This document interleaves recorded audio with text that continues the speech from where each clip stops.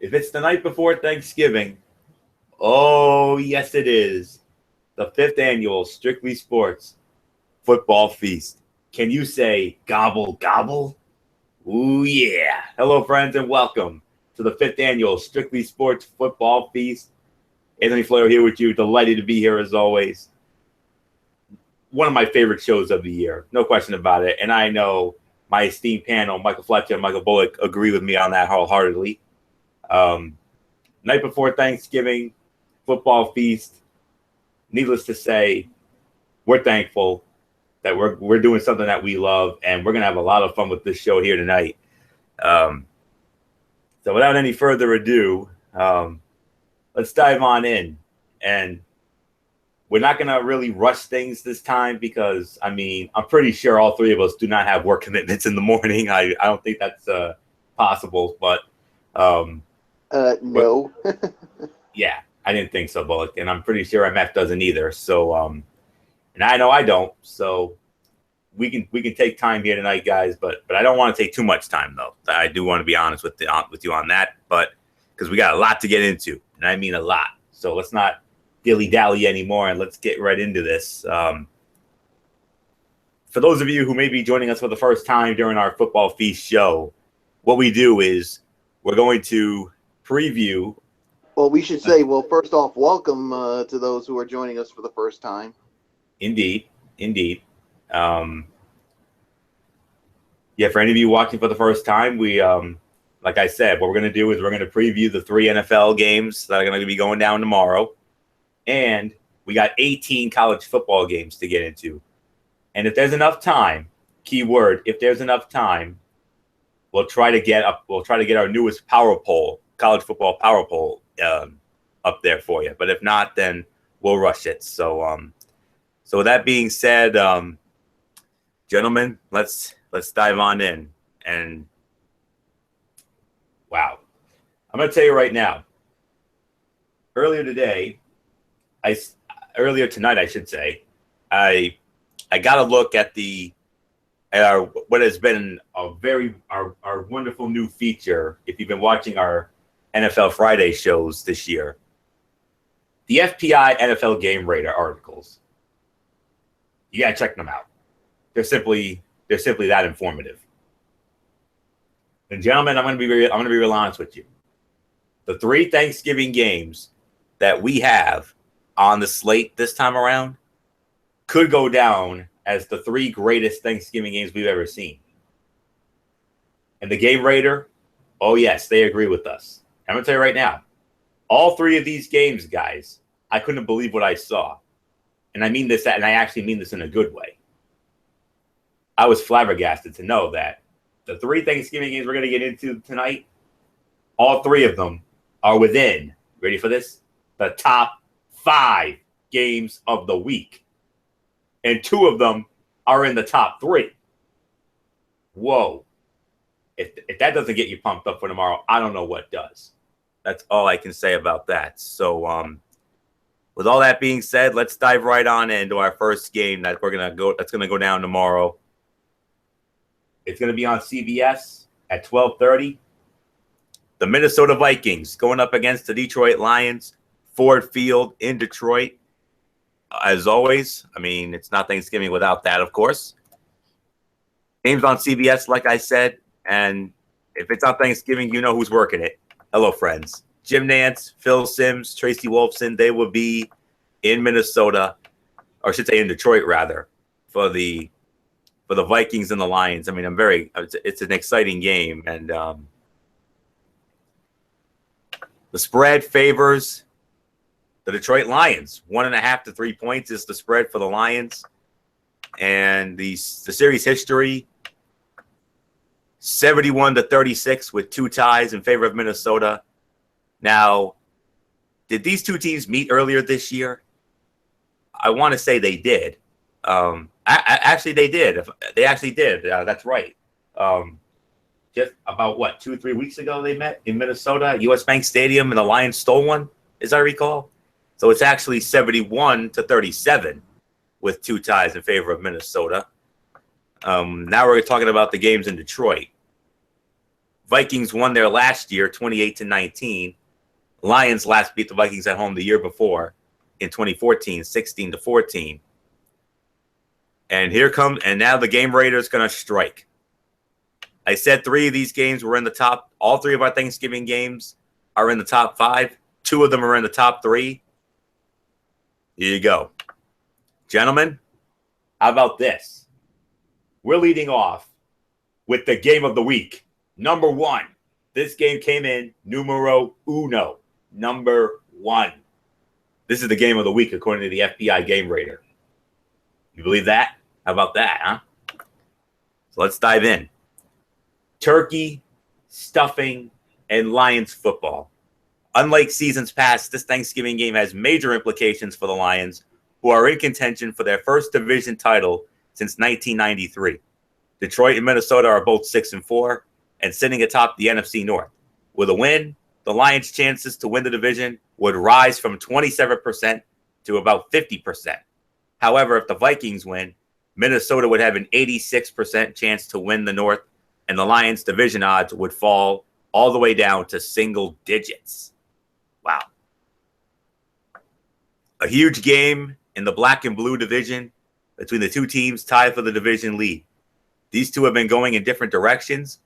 Minnesota did get a big win against the Cardinals, but that followed 4 losses in a row, and their offense has questions, while Detroit has won 6 out of their last 7. You never know with a team coached by Jim Caldwell, but the Lions are playing well, particularly at home. And you know what? I like them here. I'm going with the Detroit Lions to win this game. My final score, I'm going to say 24-17. Detroit beats Minnesota. Behind a big game for Matthew Stafford. I think Theo Riddick's going to have another solid game. Throw in Golden Tate and Marvin Jones, and I think the defense will make enough of some big plays to get the win. So in Minnesota, like I said, I mean, they got that nice win against Arizona. I'll give them that. I'll grant them that. Will it be good enough to put them in our NFL power rankings on Friday night? I don't know. We'll see. But for right now, I'll tell you right now, the Lions are. That's for sure. They're definitely going to be there on Friday. You'll find out where. But the Detroit Lions win this game. My final score, like I said, 24-17. The Lions are playing. I'll sum it up like this. The Lions are on the rise. The Vikings are on the decline, even with that nice win against Arizona at US Bank Stadium, which had the flugelhorn going off. Woo! Not tonight. Not tomorrow. Besides, the game's in Detroit anyway. So give me the Lions, like I said, 24-17. And now I'm going to bring in the man himself, good on MF, Michael Fletcher, our play-by-play guru here, but analyst when it comes to the NFL. So, MF, let's bring you on in. The Minnesota Vikings, the Detroit Lions, first place in what Chris Berman would always like to call the NFC Norris on the line. And how about this? Our first game of week, what is this, week 12? Week 12. First game of week 12 on Thanksgiving Turkey Day. How about this as the game of the week? What do you think of that? Well, you know, it's been an unbelievable season, an amazing turnaround for the Detroit Lions, and a lot of people did not think they were going to be this good at this point of the season because a lot of people were like, without Calvin Johnson, without Megatron, how is this team going to react? And then could Matthew Stafford become an elite quarterback? And nobody really knew what to see from him. All of a sudden, they struggled at the beginning, but Jim Caldwell, as much as he gets ripped for a lot of the indecisions and a lot of the not so great moments, for me, he's done an amazing job. Like Anthony said, 7 games already, 6-1 in the last 7 games. That puts you in a great position to win the division. The Minnesota, and as far as Minnesota goes, I mean, think about this. About a month ago, we were talking about the Vikings possibly being Super Bowl contenders, being in the Super Bowl. But, some unfortunate mishaps has happened. The defense got a little leaky at one point. Then Sam Bradford started having horrible plays, started playing like the old Sam Bradford of old. That's why he got ran out of Philadelphia the way he did.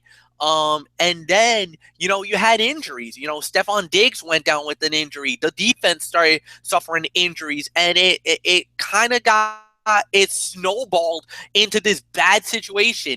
Now, have they really ride the ship? Have they turn it around? Big win over Arizona last week. Was that a 1 week wonder? Was that a mirage? Or is it a start of something new, something great for Minnesota? Could they have gotten their legs underneath them and possibly be making a big push towards the NFC North title? And more importantly, are they that Viking team that we saw earlier this year that we all thought at the beginning maybe was a contender for the NFC title itself and representing the NFC in the Super Bowl?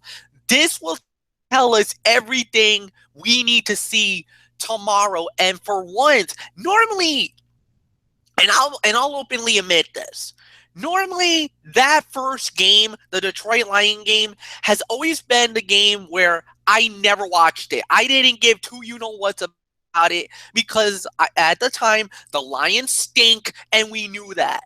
But this year, because of the magnitude of this game and how much high stakes there is, I'm getting up extra early this time around so that I don't miss this game. So I'll probably be getting up about maybe 11 in the morning, getting my shower, having a good breakfast, because I'm going to be going, doing my Thanksgiving dinner at my godparents' house later in the afternoon. But I'm going to be sitting at my TV watching this game with intent because I do not want to miss this game alone. So, not only do we have an exciting NFL action, tomorrow, but for the first time in I think in forever, 3 games that I'm willing to watch and sit back and enjoy at the comforts of my own home. But for this game, I'm with Anthony. I gotta go with the Detroit Lions, 21-17. I do believe that Detroit has the right mixture. I just think they're just so hot right now. I'll openly admit this. If we had a power ranking, if we would have done the power ranking tonight, Detroit would definitely be in it, and I don't know. I maybe top 5 for me, but we'll wait and see what happens. 21-17 is my prediction. Michael Bullock, I'll give it to you. Yes, this is going to be a fun game to watch tomorrow with the Vikings and the Lions, and something that I'll definitely have a whole lot of interest in. And of course, I always got to do the injury report. Of course, for the starting off for the Vikings, cornerback Terrence Newman has a neck injury and is listed as doubtful, so looks like he's not going to play. Defensive tackle Sharif Floyd with a knee injury, he's out. And wide receiver Stephon Diggs with a knee injury, and safety Harrison Smith with an ankle injury, they're listed as questionable. And for the Lions, linebacker DeAndre Levy with a knee injury and running back Theo Riddick with an ankle injury, they're listed as questionable. So, yes, I mean, this is a big game in the NFC North. I mean, this could determine first place in that division. So we'll wait and see how it goes. But either way, this is going to be.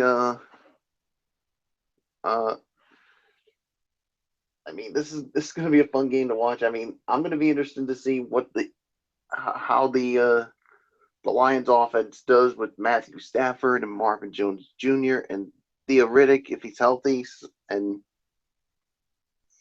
And I gotta go with the Detroit Lions in this one. I mean, I just think they're the better team, and I mean, Minnesota did win, but I'm not really convinced with this team. So Detroit Lions win this one. I'm gonna say 27-20 is gonna be my final score. So yeah, I think you'll see good games from Stafford and Marvin Jones and Theo Riddick.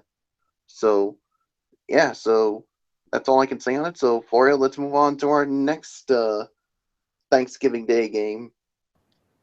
And I want to send a quick reminder to good old MF Michael Fletcher. Get your picks into the Pigskin Pick'em as soon as you can, because we got games tomorrow. So just want to make sure you got that message. So all right.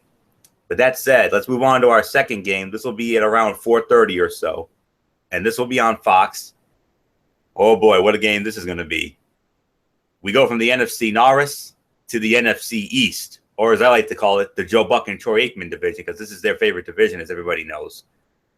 We got the Washington Redskins going up against the Dallas Cowboys, AT&T Stadium in Arlington, Texas. And speaking of Joe Buck and Troy Aikman, they'll be there along with Aaron Andrews. They will be on the call for the Redskins and the Cowboys on Thanksgiving night tomorrow. I'm not sure if these now, just like with I remembered with the Lions and the Vikings that they met earlier in this season. I don't know if the Redskins and the Cowboys have met yet this season. I think they have. I want to say they have. Yeah, I think they did too. I think that game was in Washington, and I think the Cowboys won that one, as I recall. So the Cowboys will be looking for their first season sweep of Washington since 2013. So the Cowboys now lead the all-time series 67-42 with 2 ties. I already got into those ties earlier this season. No need to rehash that. Last year in Dallas, the Redskins won that one 34-23. Matter of fact, the Redskins have won the last 2 meetings in Dallas. 2015, like I said, 34-23, and then 2014 was a 20-17 overtime win. Dallas's last home win against the Skins was 2013. That was a 31-16 final. Spread favors the Dallas Cowboys by 6.5 to 7. And the game rater rated this game at number 4. So, all right, Michael Fletcher, good old MF. Let's get you. You start off on this one. I know this is a game that's right in the wheelhouse here. I mean, NFC East matchup: Redskins and Cowboys. Yep. Cowboys are the hottest team. They're the number 1 team in our power rankings. Spoiler alert. And no hotter team right now. And the Redskins, after a slow start, they have caught fire, straight fire, like Becky Lynch. So all I can say is like this. NFC East, huge implications on the line here. I know on Turkey Day, boy, we got a lot to be thankful for here. Oh, without a doubt. And the thing is, this was always the game that I was always looking forward to. Anytime the Dallas Cowboys was on Thanksgiving, man, it didn't matter what the game was. You knew you were going to be in for one heck of a time. I don't know what it is about, even if it was in Irving or if it's in Arlington, now, at AT&T Stadium, the $1 billion palace, it didn't matter where it was. Anytime the Cowboys played on Thanksgiving against any other team, if it was Green Bay or if it was Washington, and it was always it was an event. Let's just say that. But the way that they do it, it's always been fun. It's always enjoyable. It's always something more than what meets the eye. And I'm going to say this. This time around, there is a lot of implications in this one because of the fact that, is far and away right now the best team in the National Football League. They're not just only the number 1 team in the power rankings. They're right now the top dog in all of the NFL right now, and there's no other team, maybe you could say New England Patriots, that's probably on par or maybe even at their level. But right now, the way Dallas has been playing, I mean, they're 9-1 4-1 at home. The first game was a major hiccup. I think they lost to the New York Giants as usual in that first game of the season. On the road, they're 5-0. Divisional record 2-1. They're 5-1. In the conference against all teams in the NFC.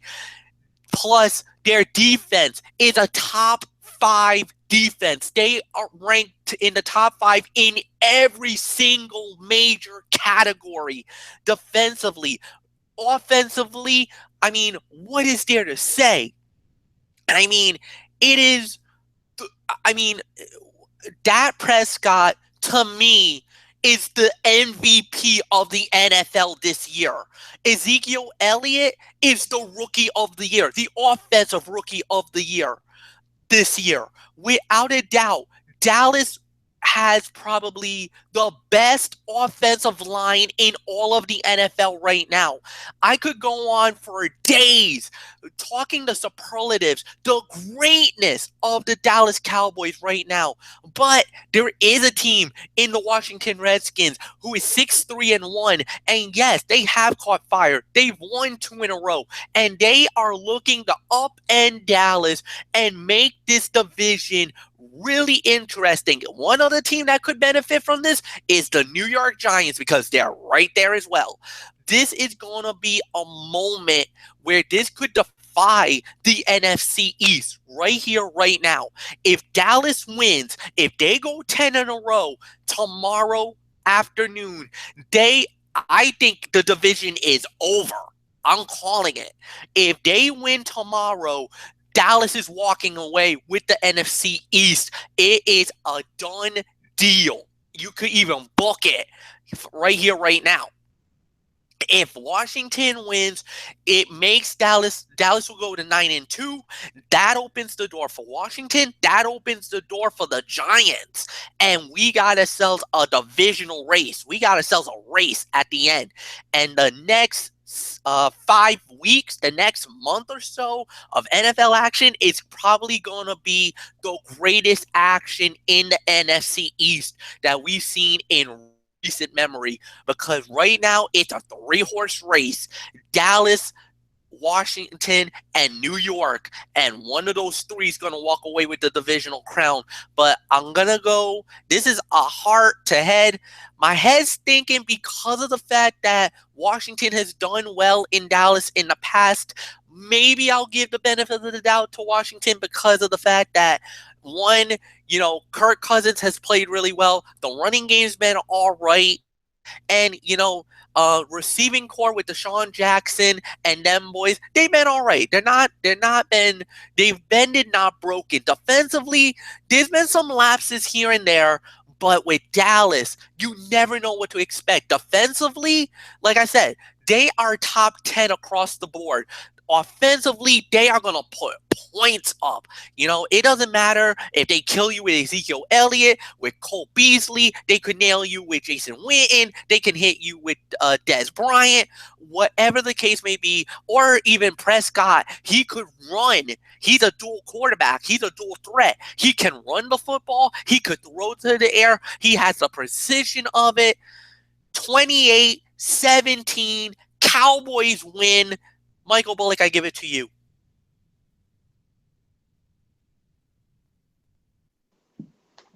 All right. Of course, starting off with the injury report for both sides. Of course, starting with the Redskins. Of course, Deshaun Jackson is questionable with a shoulder injury, and for the Cowboys, cornerback Morris Claiborne with a groin injury is listed as out. Dez Bryant is with a back injury. Tackle Tyron Smith, defensive end DeMarcus Lawrence both had back injuries. They're listed as questionable. So yeah, so there's really nothing more to say. I mean, what can you say about Dallas? I mean, they suffered that first loss of the season the first week against the Giants, but since then they've won 9 in a row. I mean, and And this is Dak Prescott's team now, folks. No doubt about it. I mean,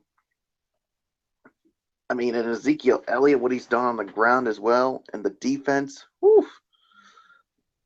Like I told Florio last week, if this team keeps up what they're doing right now, I'm going to say that they're going to be the favorites to come out of the NFC to represent the NFC in Super Bowl 51. But there are some other teams that might have something to say about it, like the Seattle Seahawks. But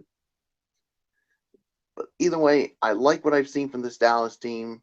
So, and this isn't the first time these two have played on Thanksgiving. You got to go back to 2012 when the Redskins and the Cowboys met on Thanksgiving. So, like I said, this isn't the first time they're meeting on Thanksgiving. So, but either way, I got the Dallas Cowboys winning this one. I'm going to go 28 to, I'll go with the same score. 28-17 is going to be my final score.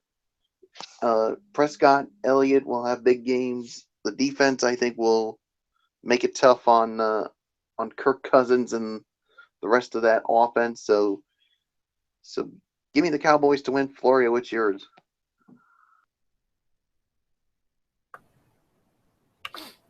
Dallas has won 9 straight games, its longest single-season winning streak in franchise history.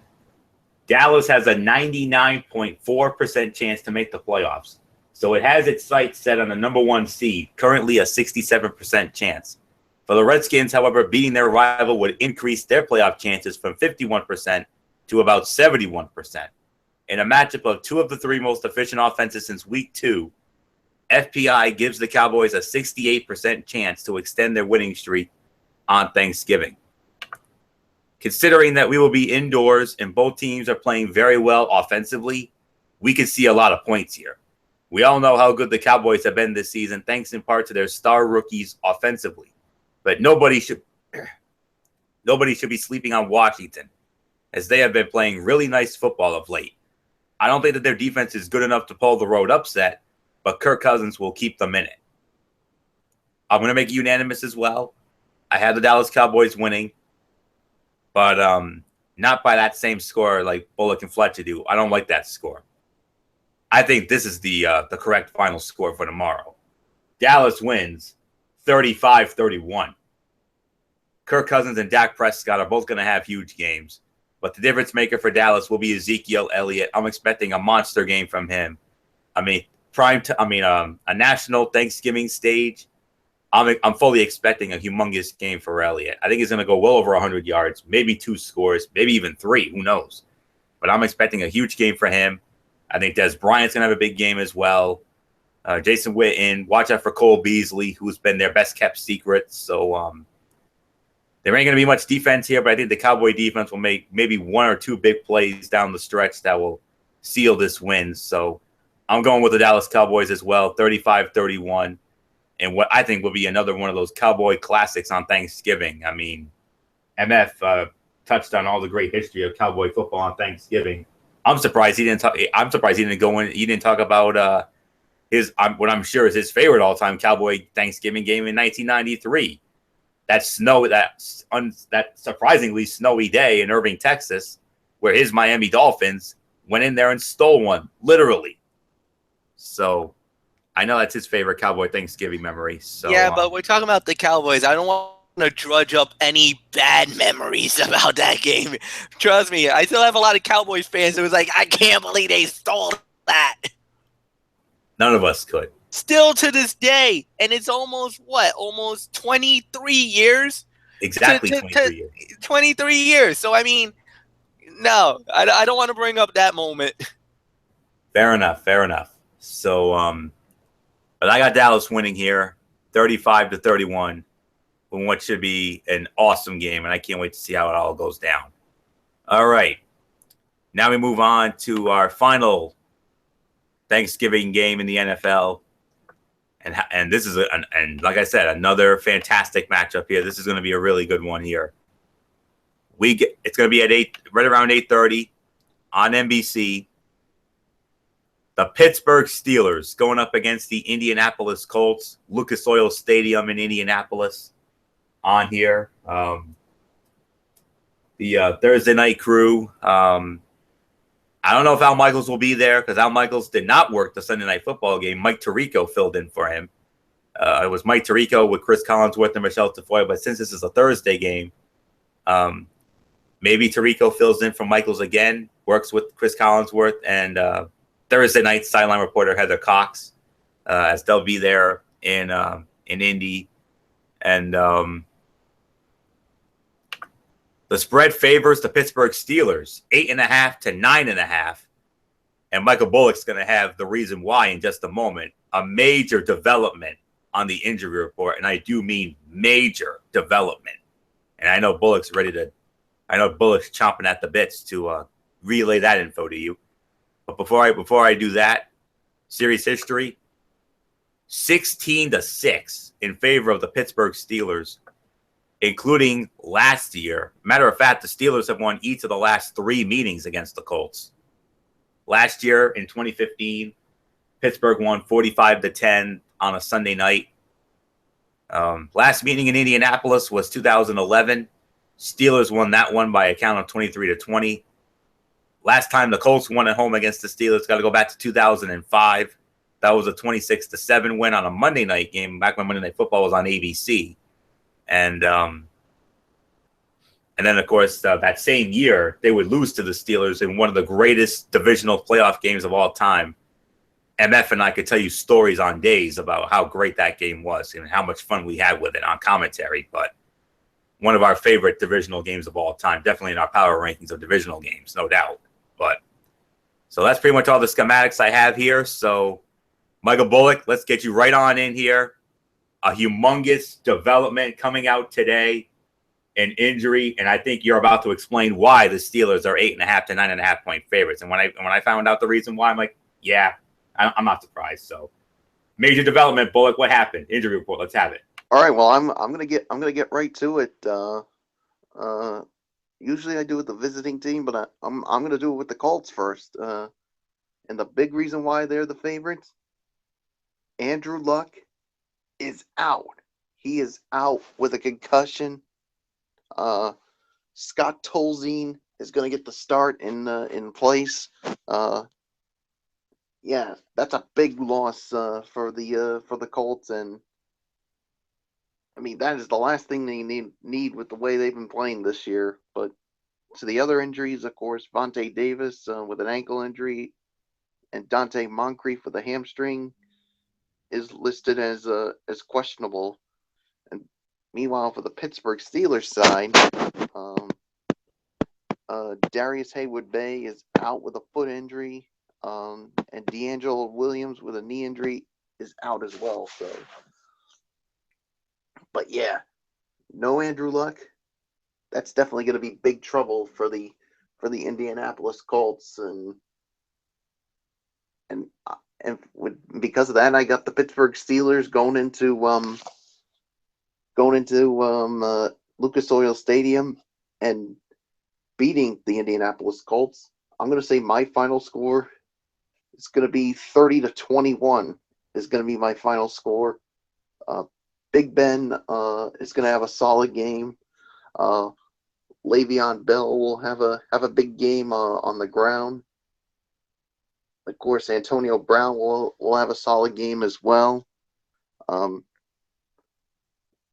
Sammy Coates, I think, will have a solid game as well. But either way, I think this is going to be too much for the Colts to overcome. 30-21 is going to be my final score. I still think the Colts could be in it a little bit because, of course, you do have T.Y. Hilton in there. So, but in the end, it's going to be too much for them. Pittsburgh wins. Florio, it is yours. Unbelievable, man. I mean, that is a humongous loss for the Indianapolis Colts, no question about it. I don't know if this article came out before the Andrew Luck news, but I forgot to mention the FPI Game Rater rated this game at number 2. This game came in as the number 2 game of the week, behind the Minnesota-Detroit game. The Steelers and Colts are both 5-5, but they are still very much in the playoff hunt because of their weak divisions. Because of its remaining schedule, ranked 29th by FPI, Pittsburgh is currently the FPI favorite in the AFC North, with a 64% chance to win. And a win would only widen that gap with the Bengals and Ravens facing off on Sunday. And we'll talk about that on Friday night. This game may just keep folks awake, since there could be some offense here as well, because both teams here are good on that side of the field and bad on the other. The Colts have shown a little more life of late in winning 3 out of 4, while the Steelers were able to get off the schneid by beating the Browns, which isn't an accomplishment. But hey, I have a little more confidence in the Steelers defensively than I do the Colts. So I like them here, and especially with Andrew Luck out, yeah, this should be a little bit easier now for the Pittsburgh Steelers. So my initial final score was 30-26 in favor of Pittsburgh, but with the Luck injury, I'm going to bump that down to 30-20. I think it's going to be 30-20. The Pittsburgh Steelers will go into Indianapolis and beat the Colts, and yeah, I mean. I mean, don't get me wrong. I like Scott Tolzien. I really do. He was a solid quarterback in Wisconsin. He really was. But his first, I'm pretty sure this is his first career NFL start. And to have it on Turkey Day, on a prime time national stage on Thanksgiving night against the Pittsburgh Steelers, yeesh, hoofa. I don't know what else there is to say on that. So, MF, before I throw it to you, keep your eye on the chat box, because our group chat text box. I'm putting in the order of how our games rated on the Game Rater, respectively, and feel free to make any changes that you deem necessary. So before you do that, Steelers and Colts. I mean, once upon a time, whenever we saw these two on the schedule, you and I would jump out on it, but I don't think it's a trifle bit necessary this time. No, especially after the big bomb that got dropped today, that Andrew Luck is out, concussion protocol. It really affects the way that this thing was going to go. And at the end of the day, look, the better team, I think, was going to be the Pittsburgh Steelers. So no doubt about it, I do have the Steelers winning the game. But my final score is 28-14. That's what I think it's going to be. So there's really nothing more to say. Let's get into the college football portion of the football feast. And MF, I listed all our crews in our group chat text box. Give it a look, see, and I'll private message you about it. I'd rather not do it over the air. Yeah, the chat box, So Yeah. So that's all I can say on that. So give that a look, see, and let me know how you want to rate that order. So so with that being said, there is more NFL action, but we're gonna save it for Friday night when we do our NFL Friday show. So all right, here we go. Now we're going to get into the college action. Week 13 of college football. And we have 5 games on Friday, 13 games on Saturday, a total of 18. So let's not dilly-dally any longer, and let's get right into it. Our first game on Friday afternoon at high noon on ABC. Well, look who's back in the top 25 poll. The number 20 Houston Cougars. They're going to be going up against the Memphis Tigers at Liberty Bowl Memorial. And this game is going to be broadcast on ABC. And calling the game for ABC will be Tom Hart with Andre Ware and Cole Kubelik. They will be in Memphis. And the spread favors the Houston Cougars by only 4. And I believe that's it for the schematics. So, yeah. So Houston back in the top 25. I mean, what else is there to say? I mean, last time we saw Houston 6 days ago, it was last Thursday night on a prime time stage on ESPN, and they absolutely pounded Louisville to a pulp, 36-10. A team that came to campus ranked number 3 in the country and openly talking about a spot in the 14 college football playoff. But no. After silencing that talk with their dominant performance, the Cougars were left to ponder what might have been. If they made it to last weekend undefeated, they too would have had playoff hopes on their minds. But losses to Navy and Southern Methodist means that the Cougars will be spending their January elsewhere. So I'm fully expecting Greg Ward to have a huge game. And, I mean, we're going to have 2 dynamic quarterbacks here. Greg Ward for Houston, Riley Ferguson of Memphis. Ward, who's completing 67% of his passes for 284 yards a game, 18 touchdown passes, only 8 interceptions. Riley Ferguson completing 63% for 265 yards a game with 24 touchdown passes and 9 interceptions.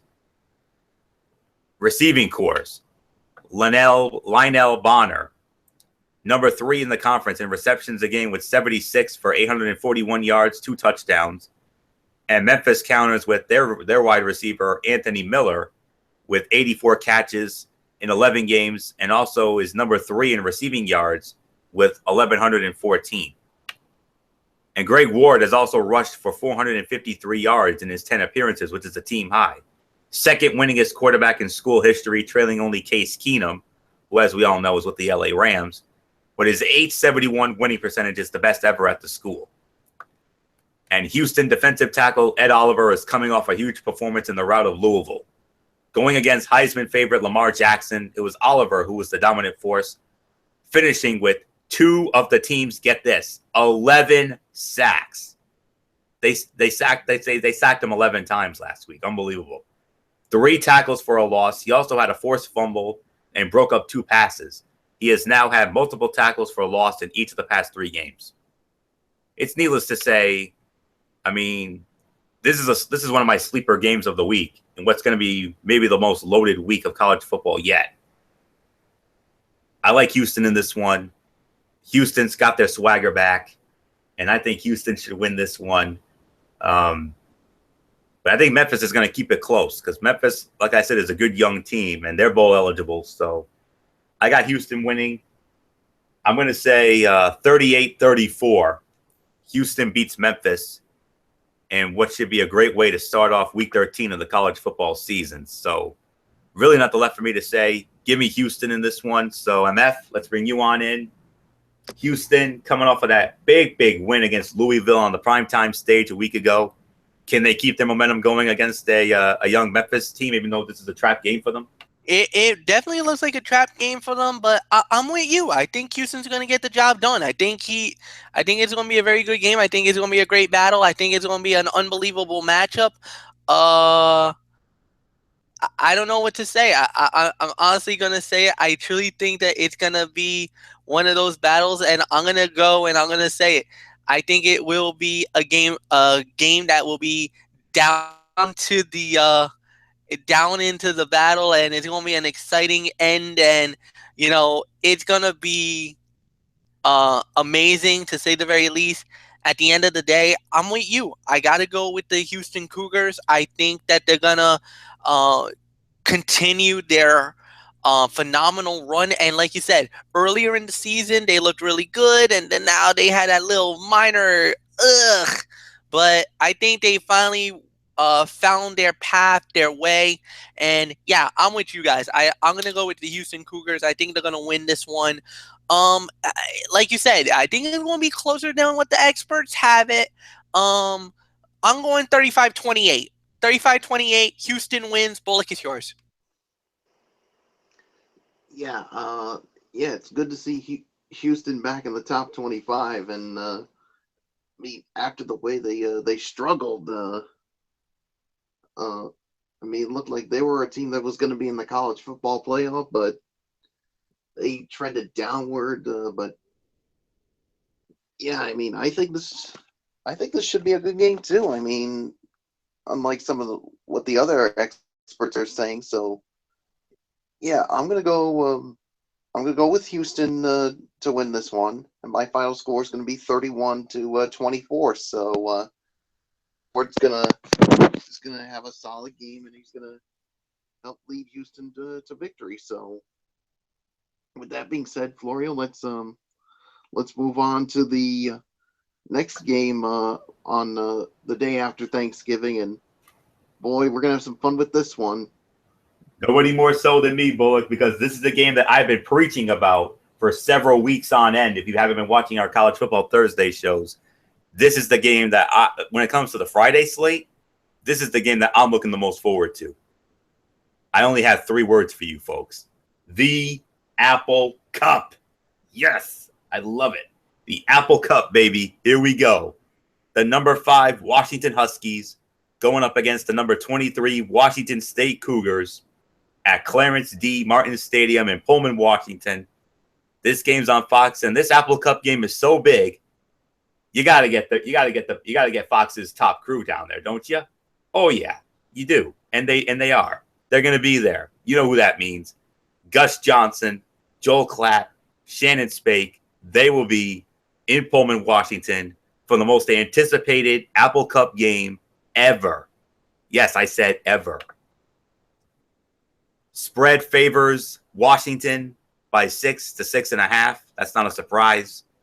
So, MF, Michael Fletcher, we start this one off with you. The biggest Apple Cup game in the history of this prestigious rivalry with Washington and Washington State. Winner of this game will represent the Pac-12 North Division in the upcoming Pac-12 championship game. Brother, it don't get no bigger than this.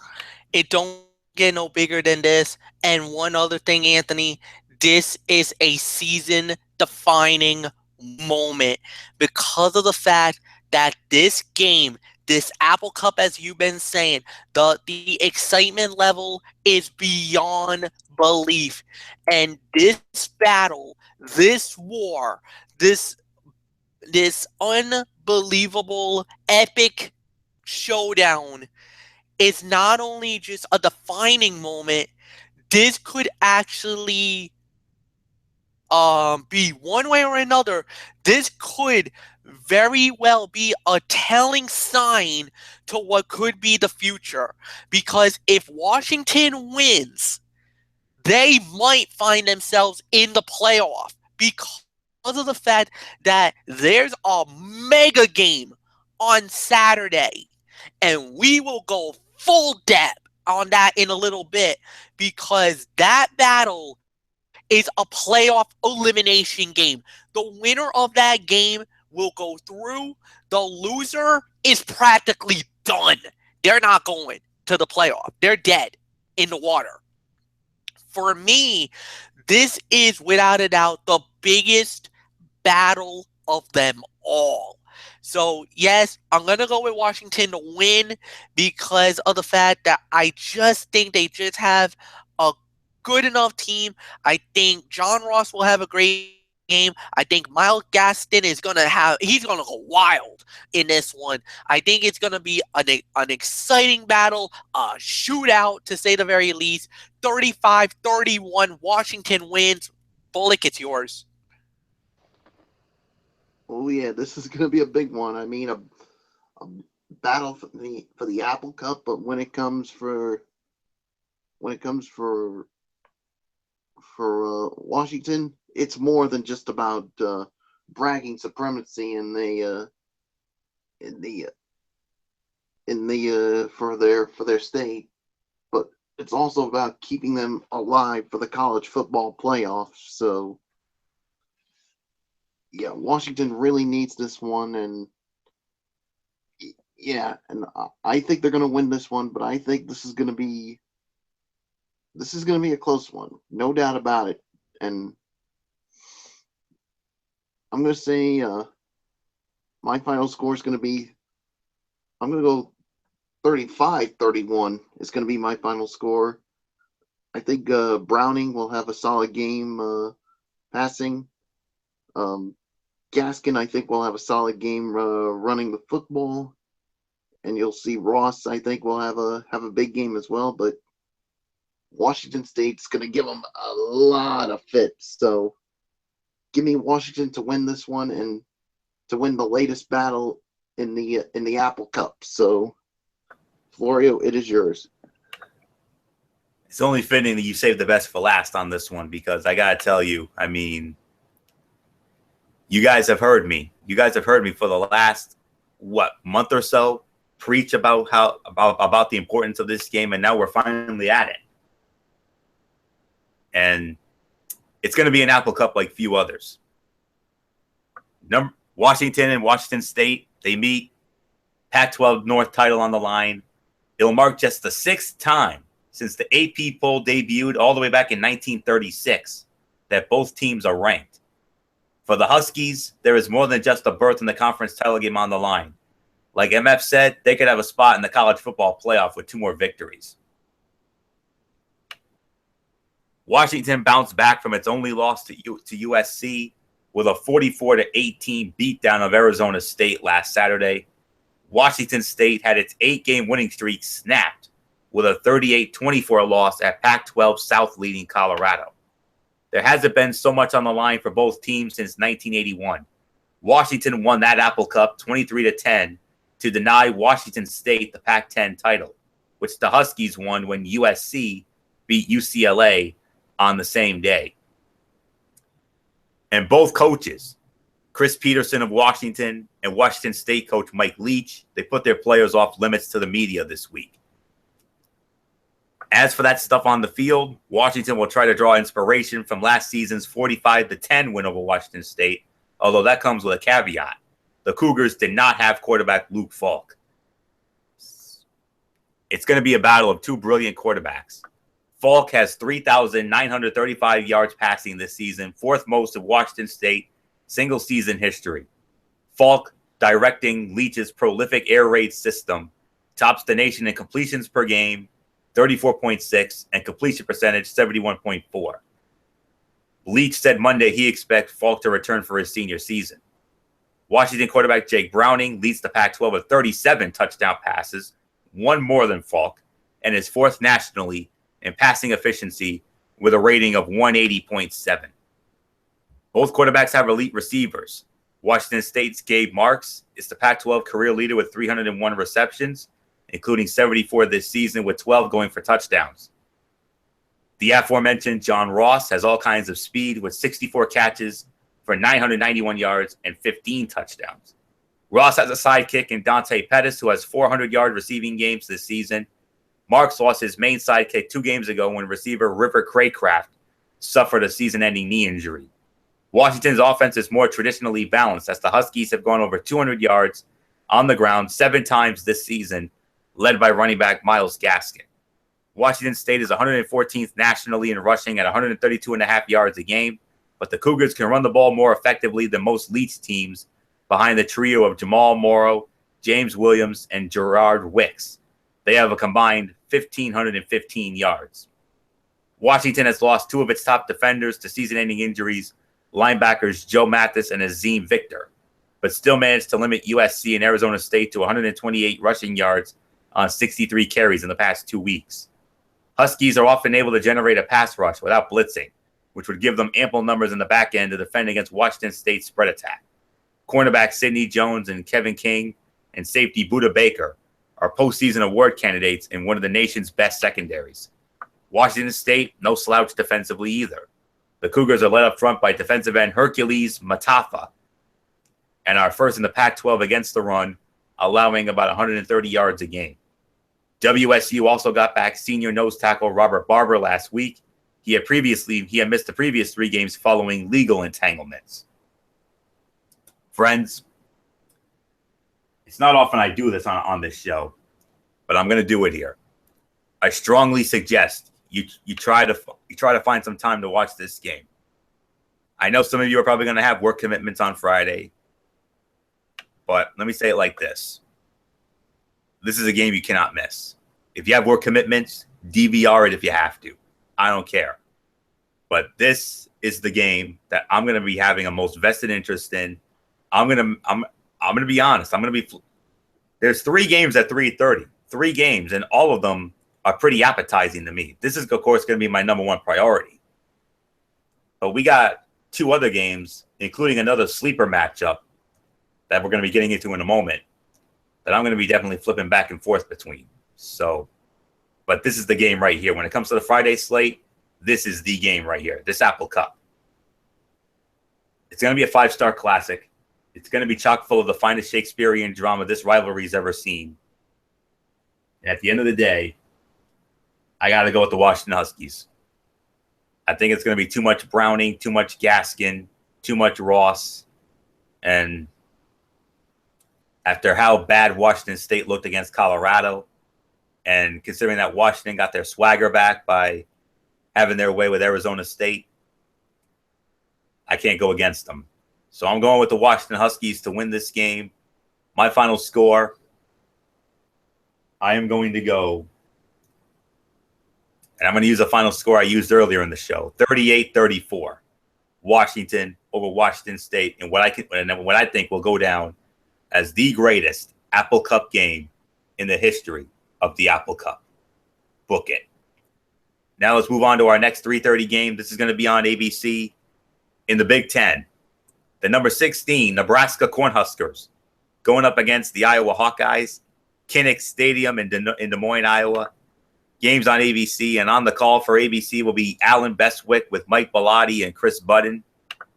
And the spread favors, believe it or not, Iowa.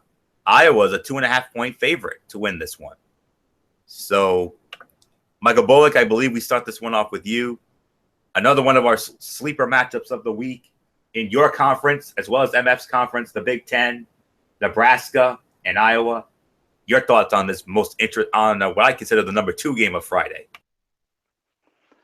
Yeah, this is very interesting. I mean, Iowa goes in as the favorite, but then again, you could probably understand why. I mean, with the way Nebraska's been playing as of late, but let's be quite honest. I mean, I just think this Iowa team, Nebraska team, I just still think they're still good, of course, even though they did. I mean, Tommy Armstrong didn't play in that game.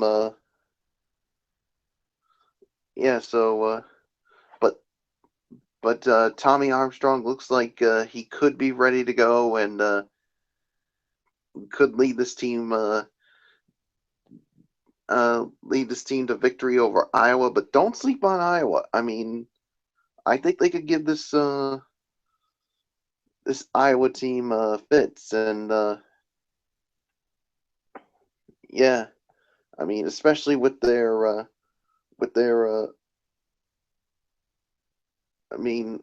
running backs, LaShawn Daniels Jr. and Junior Akram Wadley, and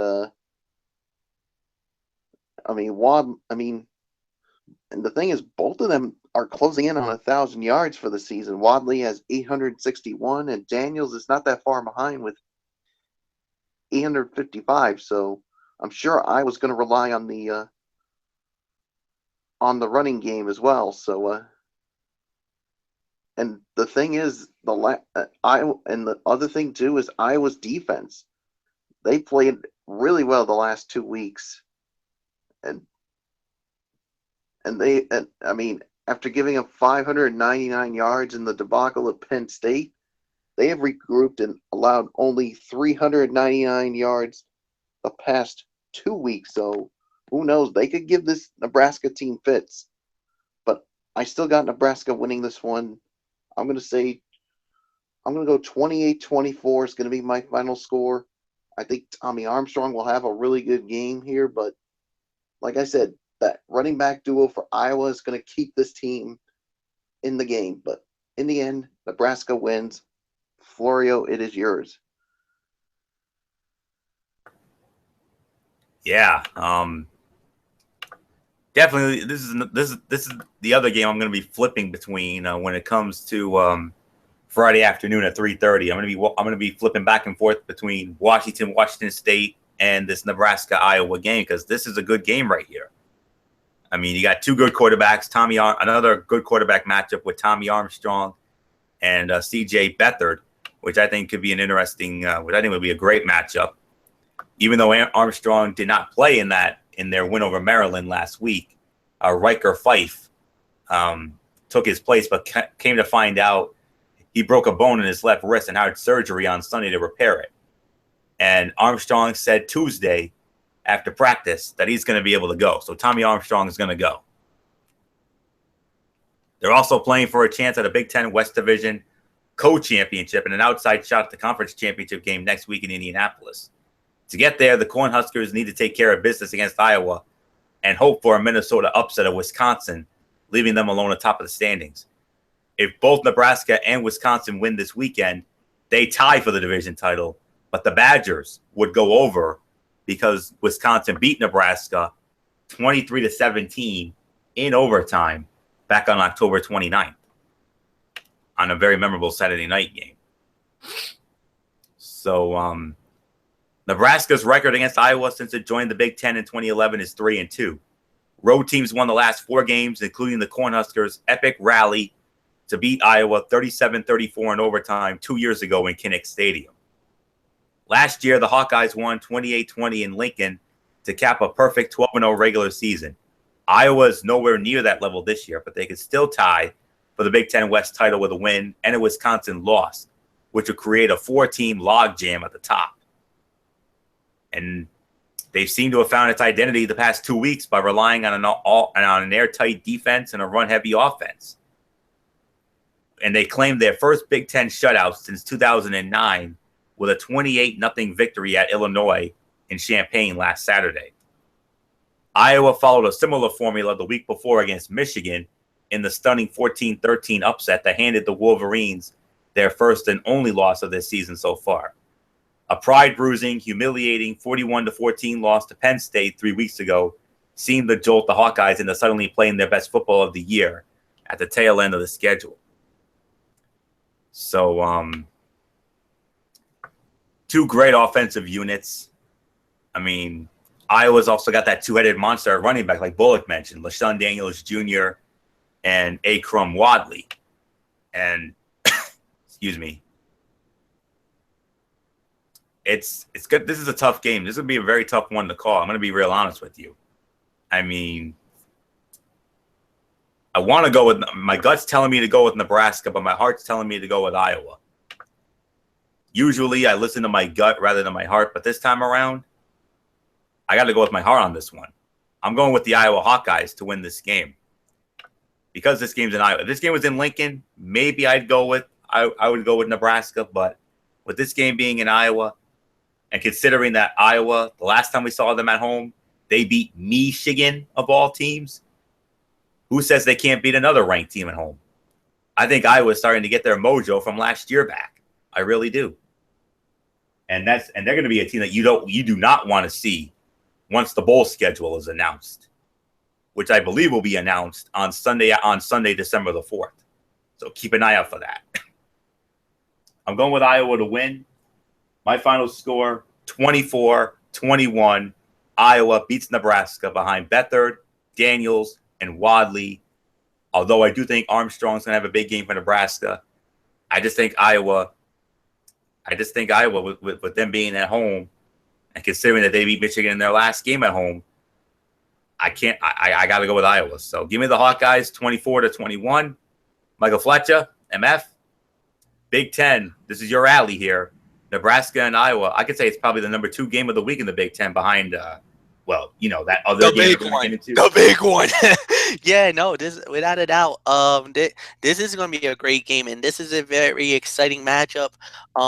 And you know what? You could easily call this a toss-up because when you have a situation where Iowa's only a 1-point favorite, so obviously that means the game, the odds makers has no idea how this game is going to go out or how this game is going to affect the overall grand scheme of things. It's just a tough decision to make, and it's a great game. It's a great battle. 2 Big Ten teams going at it. They're both fighting for the right to play for the Big Ten championship because I think this is an elimination style game. If Nebraska wins, I think they do clinch it. If they lose, then I think Wisconsin's the beneficiary and they go through. So I mean, this is definitely, without a doubt, the most compelling argument. And Anthony, I'll even say this: you're not the only one that's actually going with it, because 62% of the ESPN Power Index is saying that Iowa's going to win too. So, I mean, this is a very interesting matchup. It's going to be an exciting game, to say the very least. But I'm going to say it. My final score is 31-24. I got Iowa winning. Anthony, it's yours. All right, we move on to our next Friday game. It's also at 3:30. The number 19 Boise State Broncos going up against the Air Force Falcons at Falcon Stadium. This game will be on the CBS Sports Network. And on the call for the CBS Sports Network, their A team, Carter Blackburn, Aaron Taylor, and our old friend from Nesson, who Michael Fletcher got to meet 3 years ago, the beautiful Jenny Dell. She will be with Carter and Aaron for Boise and Air Force on Friday afternoon.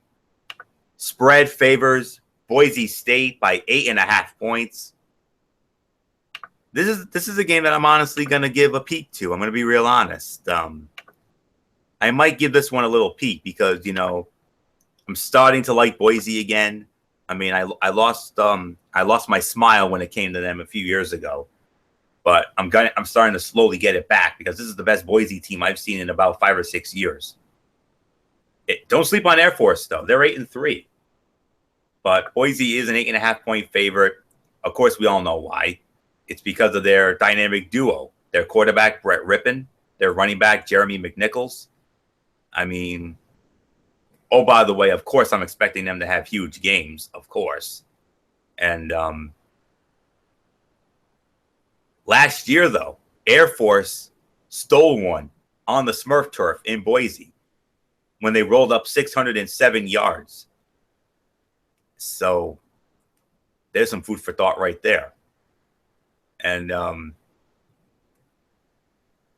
there is a defensive player for Air Force that we have to watch out for. Strong safety, Weston Steelhammer. You got to watch out for this young man. 2 years ago, Air Force beat Boise as well, forcing 7 turnovers, 28-14 win, and Steelhammer had 3 interceptions in that game, tying a school record. And he has 6 interceptions this season, 17 in his career. And he also has the team-leading 71 tackles for a unit that ranks 19th in rushing defense at 121 yards a game. And Jeremy McNichols of Boise State, he's going to test the Falcons as he ranks 3rd nationally with 1,575 yards rushing while leading the country with 26 total touchdowns, 22 rushing and 4 receiving. He rushed for 206 yards and 4 touchdowns in last Friday's 42-25 win over UNLV and ranked 7th in school history with 3,071 career rushing yards. Passed over as a Doak Walker Award finalist on Monday, and I don't know why, but, you know, it is what it is. Brett Rippon, meanwhile, he only had 109 yards passing in that win against UNLV, but he's thrown for 3,025 yards and 22 touchdowns this season. And Air Force averages 323.5 yards rushing a game with its triple option offense. And sophomore quarterback Arion Worthman, he's going to make his 4th consecutive start in place of injured senior Nate Romine. And Worthman threw the winning 22-yard touchdown pass to senior receiver Jalen Robinette with 32 seconds left to defeat San Jose State. And he also had 215 yards rushing and 2 scores. Rushing yardage was the 5th best for a quarterback in Falcons history. I'm expecting Worthman and Robinette to have big games for Air Force, but I just think Boise is too good right now. Rippon and McNichols especially. So I'm going with Boise to win. My final score, I'm going to go 38-28, Boise over Air Force on Friday afternoon. So MF, let's bring you on in. Boise State against the Air Force. Your thoughts on this interesting game in the Mountain West? Yeah, interesting game in the Mountain West, no doubt about it. I'm gonna go with Boise State though. I just think they're just a little better team. Um, I just think it's gonna be a competitive matchup down to the wire, but I just like Boise here. 27-23 is my final score. Michael Bullock, I'll give it to you.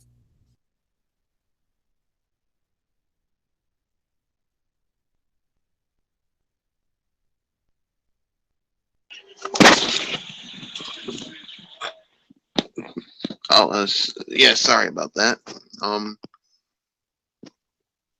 Yeah. Yeah. Yeah.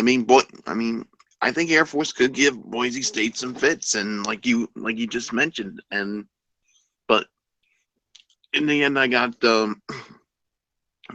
Boise State winning this one. I'm gonna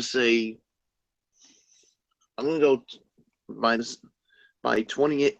Score 28-24 is gonna be my final score. I think Ripien will have a solid game in the air attack.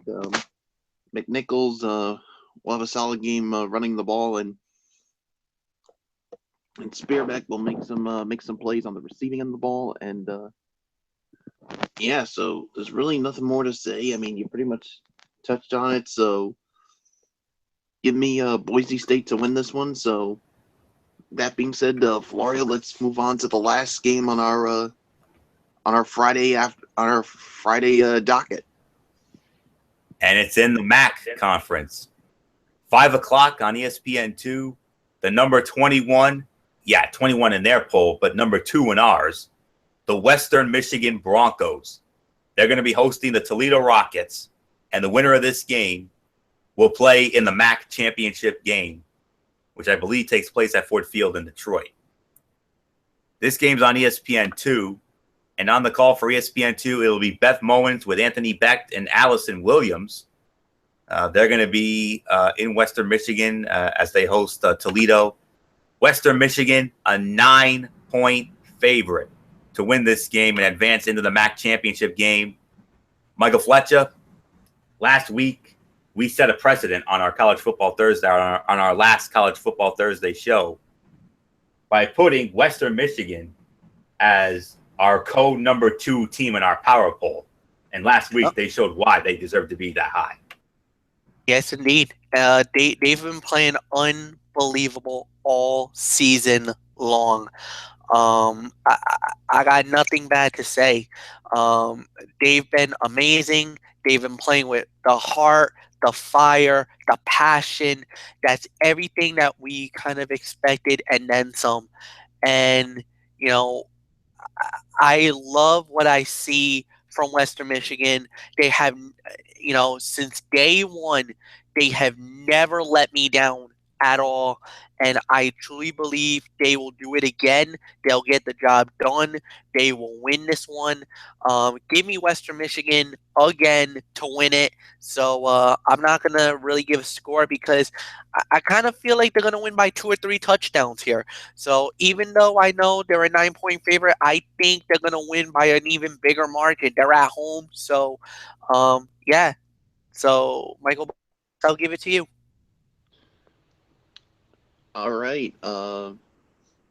Yeah, I mean, they may be number 21, Western Michigan, but to me, they're number 2 according to us, and of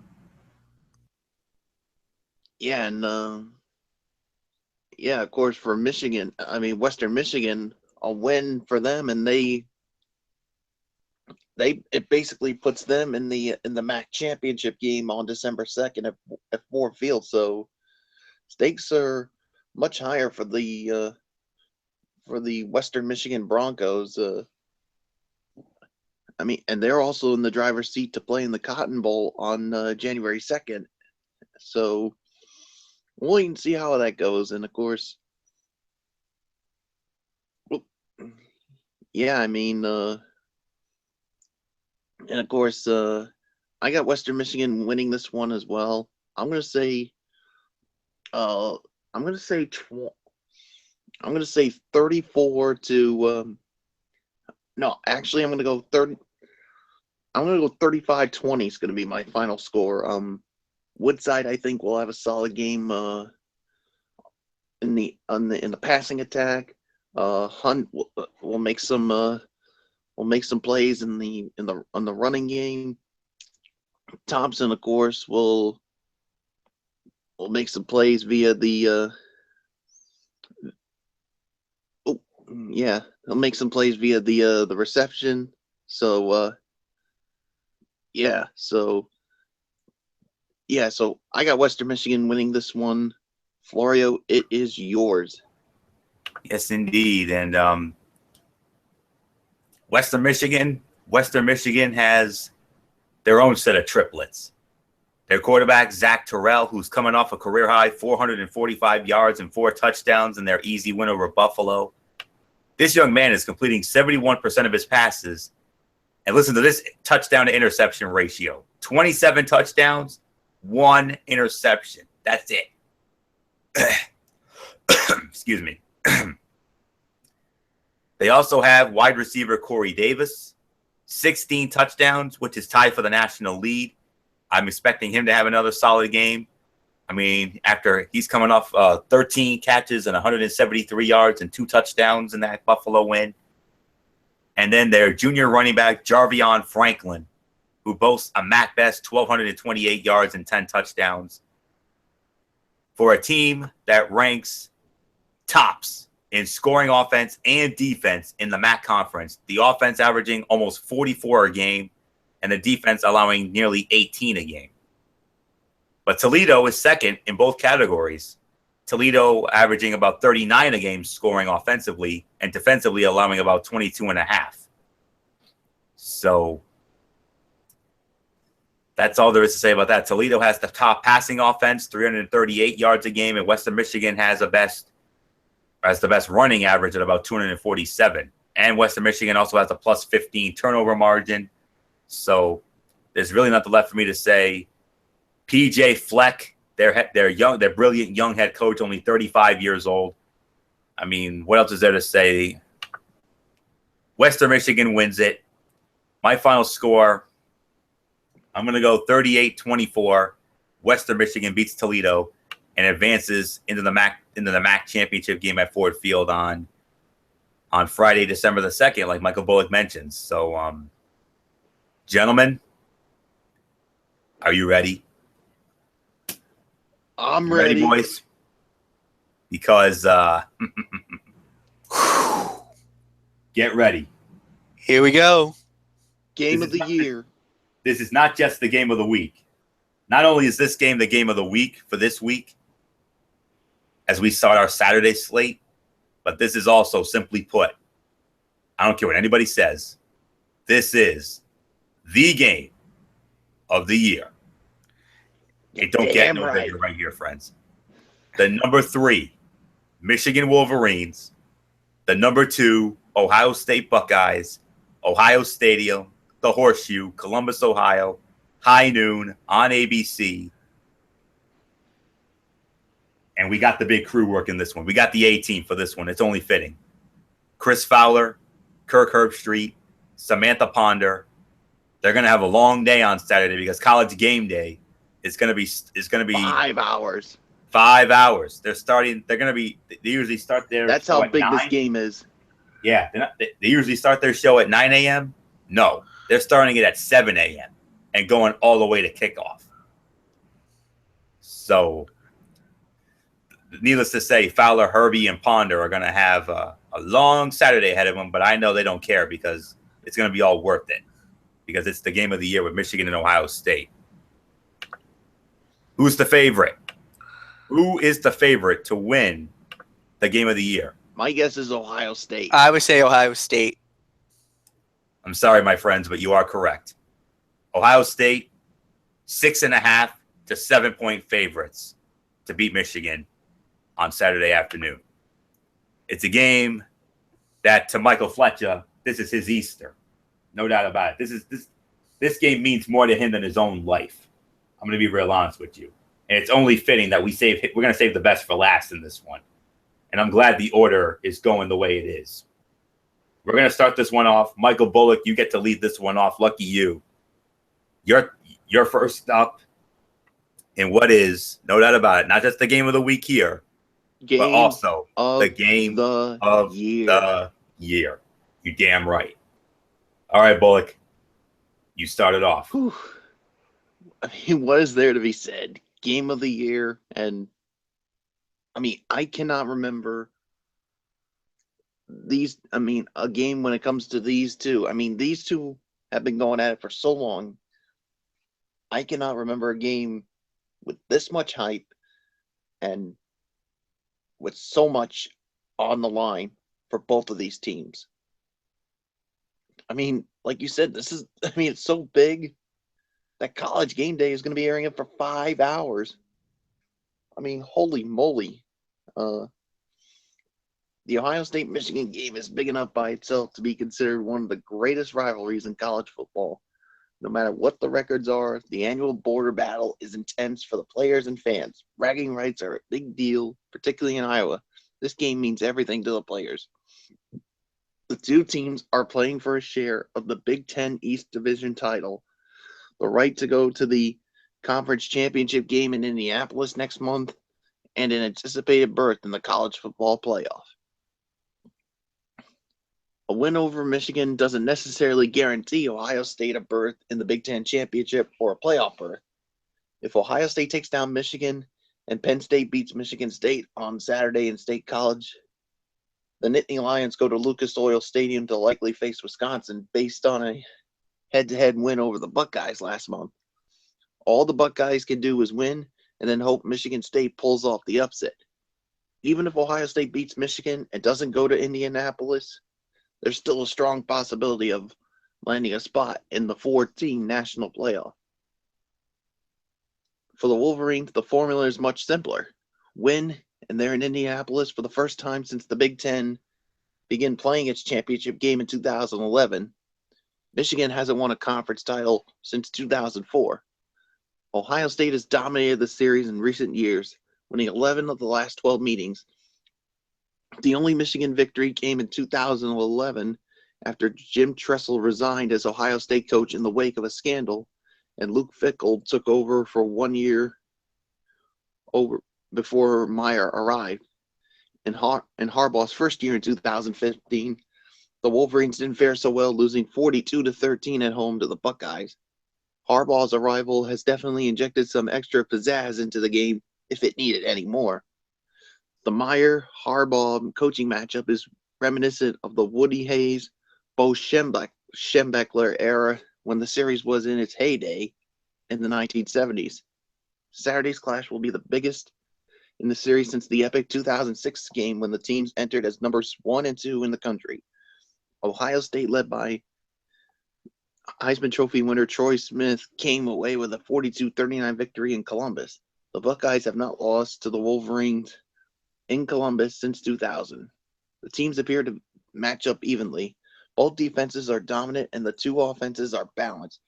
They rank 1 and 2 in the Big Ten in scoring offense and defense, and also in total offense and defense. Michigan has more experience at the outside skill position on offense and has its disposal the multi-talented Jabril Peppers, who plays defensive back but also returns kicks and takes some snaps on offense. Of course, Ohio State is led by JT Barrett. He could be the difference maker in this game because of his ability to run and pass with a school record 99 career touchdowns accounted for. 2 years ago, he was in the process of leading the Buckeyes to a win over the Wolverines when he suffered a broken ankle at the start of the fourth quarter.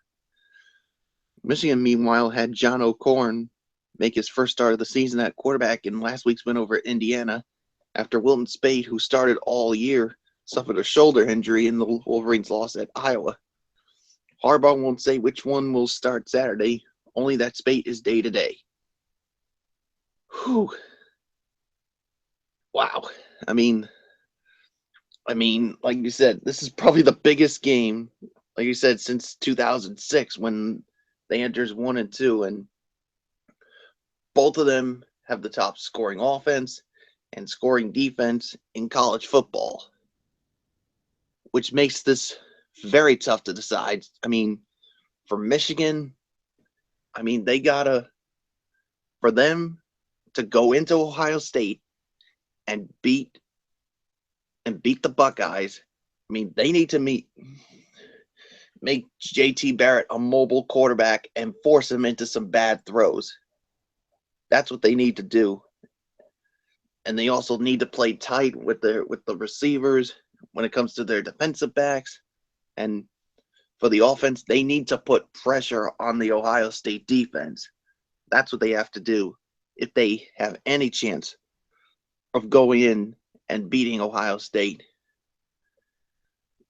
All I can say is for Michigan is as the quote of Bill Belichick would say, you just have to go in and do your job. Now comes the tough part. Who do I have winning this one?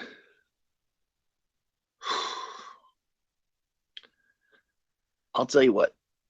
If Wilson Speight does play, I think Michigan has a chance to go in there and upset and beat the Buckeyes. Oh man, this is a tough one. You know what? Screw it. I'm going with Michigan to go into Ohio State and beat the Buckeyes. My final score, I think it's going to be low scoring. I'm going to say 17-14. Michigan beats Ohio State and keeps its running for the college football playoff.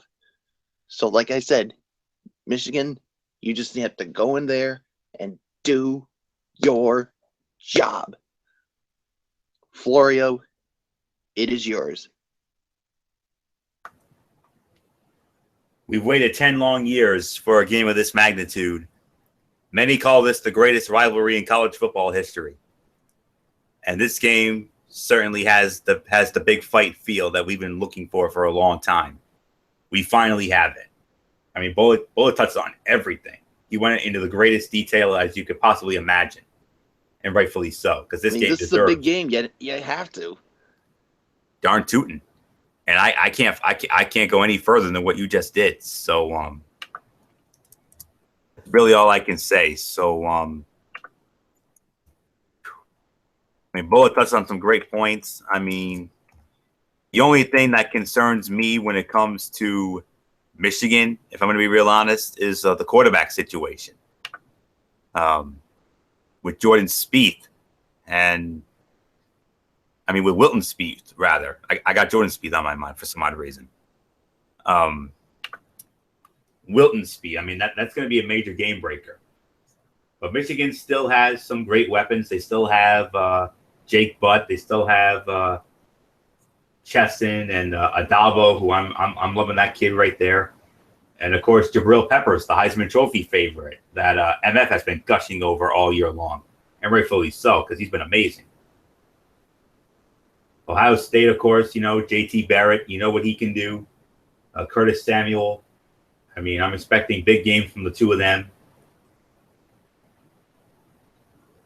It's another gut-heart situation. My gut tells me to go with Ohio State. My heart tells me to go with Michigan. Honestly, if I'm going to be real honest with you, I want Michigan to win this game. I really do. Mainly because of MF and Bullock. Because, they've been Michigan fans.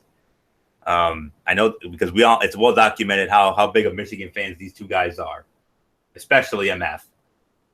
I mean, he's been waiting almost 20 years because 1997 was the last time Michigan won a national championship. And in order for them to get to that point again this year, they have to go in there. Most likely without Wilton Spieth, he's probably not going to be able to go. Their backup's probably going to have to carry the load. And if he can somehow lead Michigan to a win over Ohio State in Ohio Stadium on Saturday, this would be the biggest win for Michigan probably since that game when they won the national championship in January of '98, when I believe it was against Washington State in the Rose Bowl. So they've waited a long time for a game like this. 10 years ago, they were 1-2. This year, they're 2-3. And if the season had ended, this would be one of the college playoff semifinals, with the other being Clemson and Alabama, a rematch of last year's epic national championship game for the ages. This game is going to be epic. This game is going to be for the ages. This is going to be a 5-star classic. This is going to be Shakespearean drama at its absolute finest. And like I said, I want Michigan to win. I really do. But I'm sorry, guys. I got to go with my gut. I got to go with Ohio State to win. They're a touchdown favorite. They're at home. They've owned Michigan in this rivalry recently. Michigan hasn't won there, like Bullock said, since the year 2000. 16 years it's been since Michigan has gone into the horseshoe and stolen one.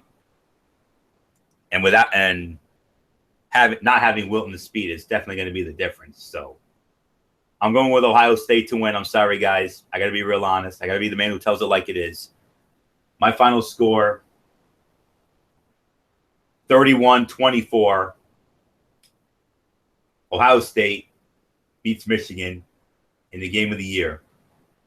Simply put,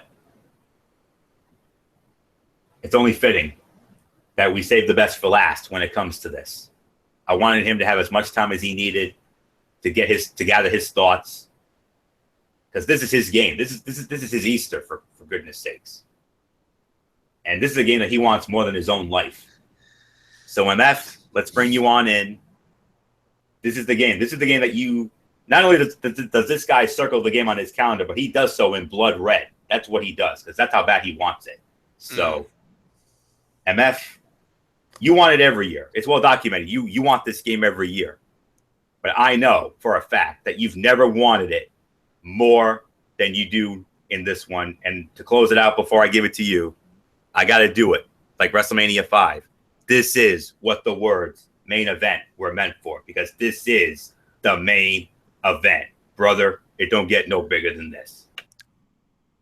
I think at this moment, it doesn't really need me to do anything more. Number 2 versus number 3. The winner, in all attempted purposes, locks in for the college football playoff. The loser, not only do you have to feel the sting of losing this game for 364 days, but on top of that, to know that your rival is the reason you're not going to play in the college football playoff is even worse. The loser of this game is going to demoralize somebody. That's the moral of the factor of this game. It's not just a rivalry game. This has more layers than any other game. And the ball is in Michigan's court. You win, you prevent Penn State, and you knock out your rival, and you send them both packing. You play for the Big Ten championship, and you practically solidify yourself as a Final Four contender for the national championship. And let me tell you, this is going to be, without a doubt, the most compelling matchup, and it is what we expected this game to be. It is a war. It is going to be a battle. It's going to be an absolute barn burner. And what I hope to see from Michigan on Saturday is, yes, a lot of people probably will go with Ohio State to win. And I know because they got JT Barrett. We don't know what Wilson Spate's going to do, if he's even going to play or not. Is Spates in? Is he going to be at 100%? Is he going to, is his shoulder going to be enough to withstand that barrage, that what the war is going to be like on Saturday? And that's going to be a very interesting situation. What type of team are we going to see? But, with Chesson, with Peppers, who I believe Jabril, I'm just going to say it. This is what moments like this stand out. If you dominate, if you show up and play the best game of your life, my friend, not only do you win that game, you'll solidify yourself as the Heisman Trophy winner for 2016. No doubt in my mind. This was, we talked about how Jackson from Louisville, or Jackson from it was from Louisville, how that game could have solidified himself as the Heisman Trophy winner, and he laid an egg on national TV in front of the nation, and it probably hurt him to possibly win the Heisman. Now, Jabril, you're going up against, without a doubt, probably one of the most polished teams in college football. You gotta play out of your mind. Leave nothing to chance. Go for it all. Go for the gusto. Go for the win. Show me your fire, your passion. Show me everything you got. And Michigan, that goes for all you guys. Leave nothing to chance. If you gotta risk, gamble. Because this is not just another game. This is Ohio State. This is the Buckeyes. And let me tell you, if there's one thing that solidifies legacy and moments, it's this one. You win this game, you go down in Michigan lore as legends. Not just heroes, you're legends. And there's a great saying in the great movie The Sandlot. Heroes are remembered, but legends never die. This is your moment. This is your time. And if you grasp it hard enough and you reach for it hard enough, not only do you win this game, solidify yourself as a Final Four contender in the college football playoff. Ohio State's thinking the same thing. Ohio State is thinking, we knock out Michigan and we need some help. This is where, if Michigan State wins, they're back in it. Because right now, there's one other team that can benefit from this, and that's Penn State. And whoever thought that Penn State could actually steal this from everything. And we're going to get into Penn State in a little bit. But as far as this game goes, you know what? I'm going to go like this. If Wilson Spate plays and is at near 100%, I think Michigan steals it. I got Michigan winning. If he does not go, I'm sorry, then I got to go with Ohio State. I am very conflicted because I don't know how this is going to play. And with Jim Harbaugh keeping this at the vest, I know I'm going to get a lot of heat for this, but I can't pick a winner because I don't know how this is going to play out. So I'd rather play it safe and do a no pick on this game because of the fact I don't know how this is going to look. But expect this game to be a barn burner. This one is going to be a war, guys. And we're going to find out really early how this is going to play out. because of the fact that normally Ohio State is a very fast start team. Michigan normally likes to play. Normally, first quarter, first half, they're not so great, but the second half is when they turn. The switch gets flipped and they go red hot. So we'll see how this plays out.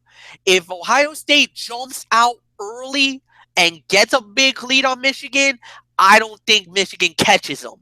But if it's a barn burner, basically hard hitting, a bruising game like what Michigan has dealt with in the past. When they won against Michigan State, that was a close game. When they beat Wisconsin in a close game, when they lost to Iowa in a heartbreaker, but it was close. If it becomes a close battle getting into that fourth quarter, you know Michigan is already battle tested. They've been through those wars already. Ohio State has not, because Ohio State likes to blow teams out. And the one game that they had that barn burner was against Penn State, and you remember they lost. So who knows how this will play out? 5-star classic, I give you that.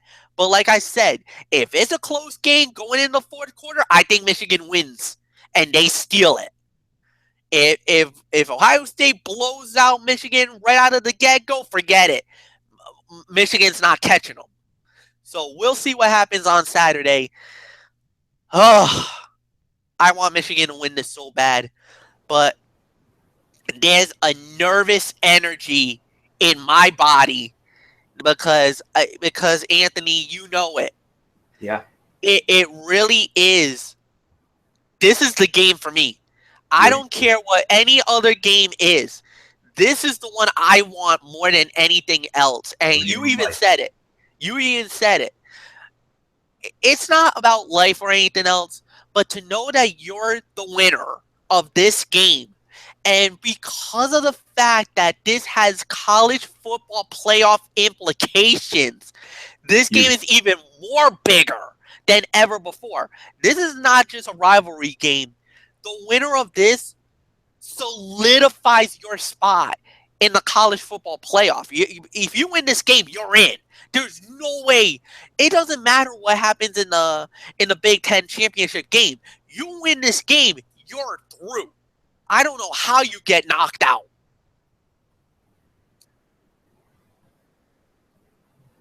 Yeah, that's MF just pretty much said it all. And I already know what the answer to the question is, MF, but I want to ask you one more before we move on, and that is, our boy Don Henley. He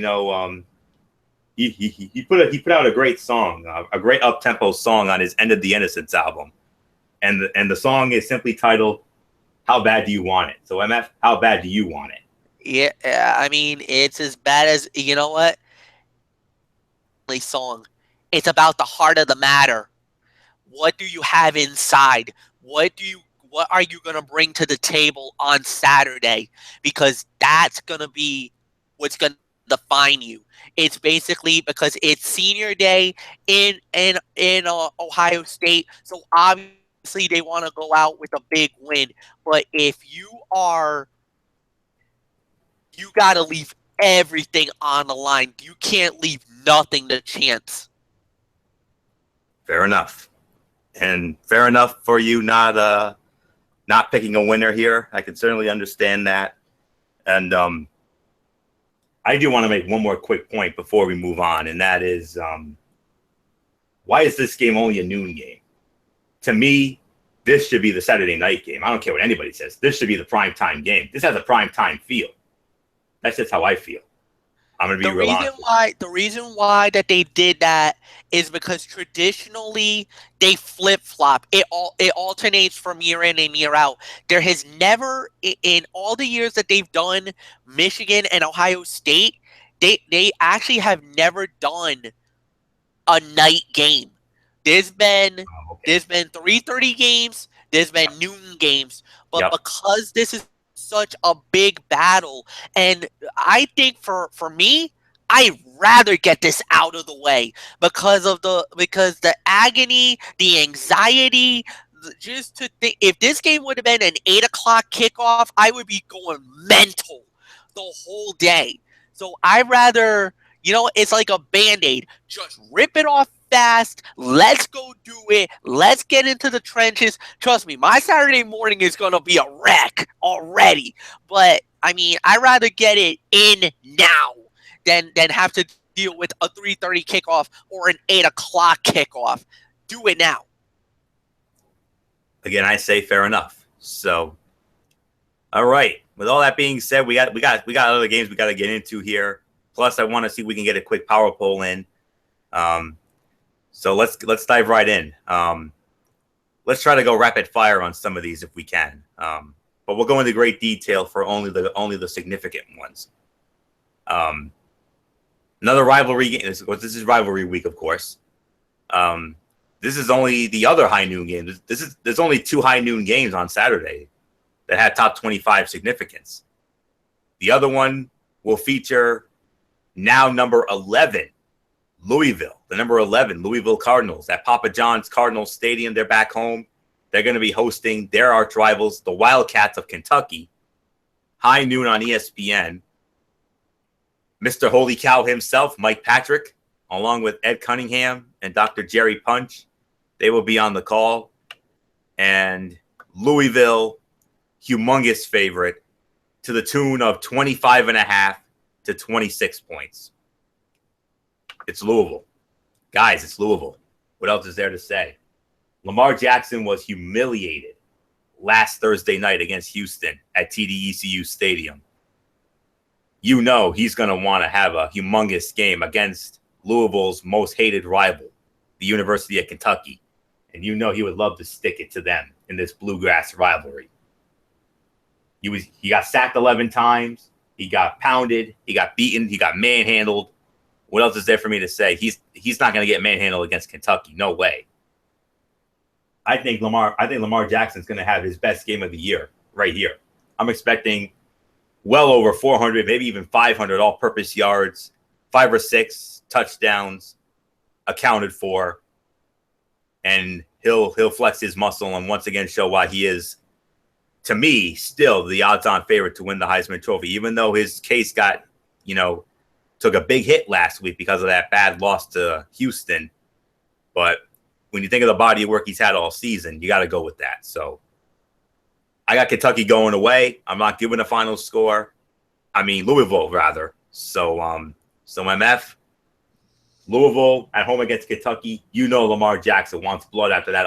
After getting sacked 11 times, man. Yeah, and a lot of the Heisman Trophy boosters were not happy with that performance, and Lamar Jackson is probably going to be looking for a lot of payback. He's going to be looking to say, "Hey, that was just a blip. Don't worry about it. That was just a one. Sometimes Heisman Trophy winners has had that one game where everything just went wrong, but normally they bounce back, and sometimes you bounce back and you be fine. But let me tell you, when you have a horrific game that close to the end of the season, that's if it would have been like week 1, week 2, okay, I think we would have been like, it was just a bad game, this and that. But because it was such close to the end of the season, who knows how many people did that turn off on them. But we'll wait and see what happens. But I think Jackson will have a big game. Louisville should crush Kentucky easily in this game. So, Michael Bullock, I give it to you. Yeah, I got Louisville winning this one big. I'm not going to get into any further details on it. I mean, they're going to have no problems with Kentucky, especially with Lamar Jackson having a bounce back game in a big way. So Louisville wins. Florio, let's just move on.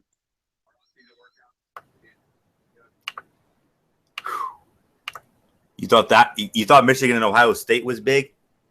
Well, we got another big one, boys. It's the Iron Bowl. 3:30 CBS. The number 13 Auburn Tigers going up against your number one reigning and defending college football playoff national champion, Alabama Crimson Tide. Bryant-Denny Stadium, Tuscaloosa. It's the SEC on CBS. You already know who's working it.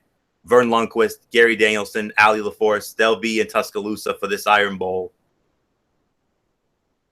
And gentlemen, Alabama is a 17-point favorite to beat Auburn. This game could have meant something if Auburn didn't lose to the Maiden Georgia Bulldogs. If Auburn had won that game, this game would have meant a lot. And unfortunately, it doesn't have that swag because Alabama's already won their division in the SEC. So, but still, come on, it's the Iron Bowl, which gave us the greatest finish in that series history 3 years ago when Chris Davis had the infamous kick six. So, and then that high scoring affair the following year. So, MF Iron Bowl. Does it still have that big fight feel, even though there's really nothing to play for here? There's not really a big fight feel, but for Alabama, you still want to be undefeated because of the fact that there is no uncertainty in the college football playoff. Even though I know a lot of people would say, oh, if Alabama loses, it's going to be a little blip. They'll probably not be number one, but they'll still be in the top four because of the body of work and everything else. And plus, it's the SEC.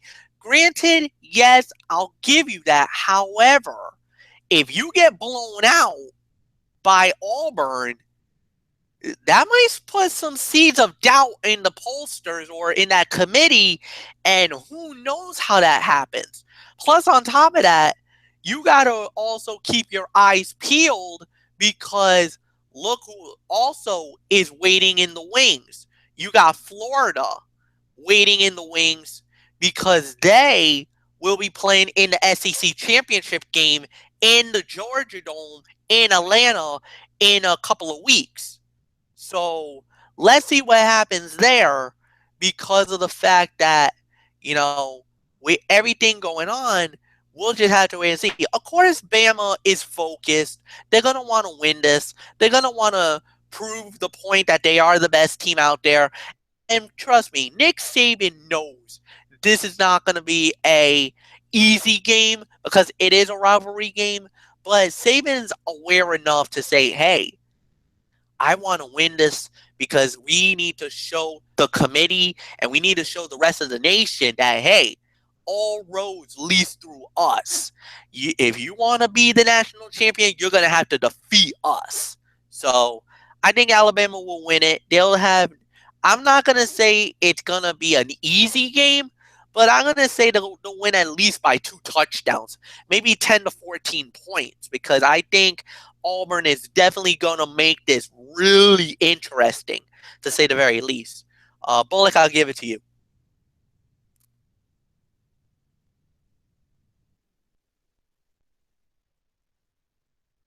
Yeah, I agree with Fletch. I mean,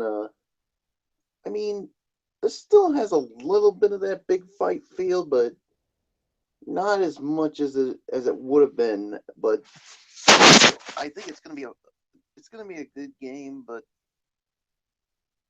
I still think this is big for Alabama because you want to keep that top spot in the, not just in the rankings, but in the college football playoff as well. So yeah, so there's really nothing more to say. I got Alabama winning this one. I'm gonna say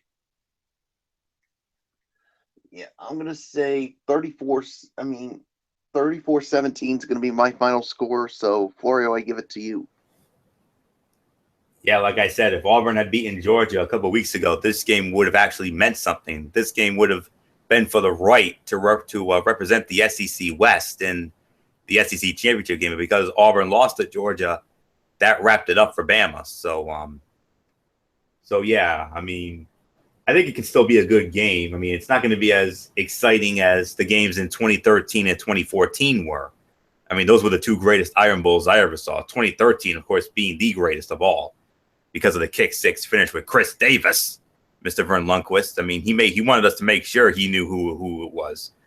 So definitely will go down as one of the greatest calls of his legendary career. He's going to be there with Gary Danielson and Ali LaForce, and his farewell tour winding down. And I'm glad he gets one more stop in Tuscaloosa. So it's Alabama. There's no doubt about it. Jalen Hurts, Artavius Stewart, Calvin Ridley, the rest of that offensive unit, they're going to have an easy time with Auburn. I mean, Auburn will give them some fits early, Sean White, Cameron Petway and them, but Lindsey McCormick and Jason Hixenbaugh, sorry, you got to go with Hixenbaugh in this one. Bama wins this one. I like that final score, Bullock. I'm going to go with that one as well. 34-17. Alabama wins the Iron Bowl over Auburn. Now we go to the Big Ten at 3:30 kickoff, Big Ten Network or Big Ten 2. It's going to be the Minnesota Golden Gophers going up against the Wisconsin Badgers. I'm sorry to say, guys, I do not have an announced crew listed here.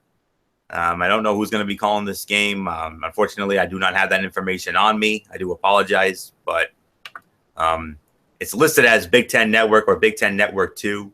Check your local listings for the time and channel in your area. Camp Randall Stadium, Madison, Wisconsin. And it is Wisconsin.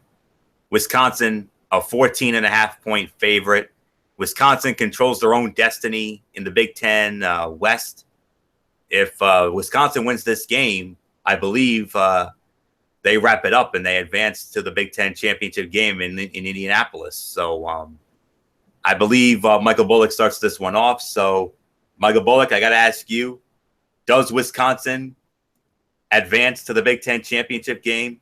With it, can they knock off Minnesota and advance to that Big Ten title game yet again?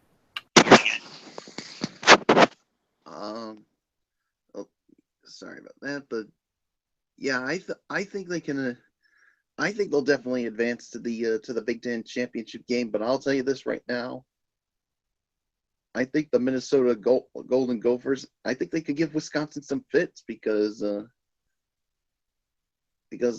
they're having a good season themselves. I mean, they are 8-3, so let's not sleep on them. But the thing is, of course, they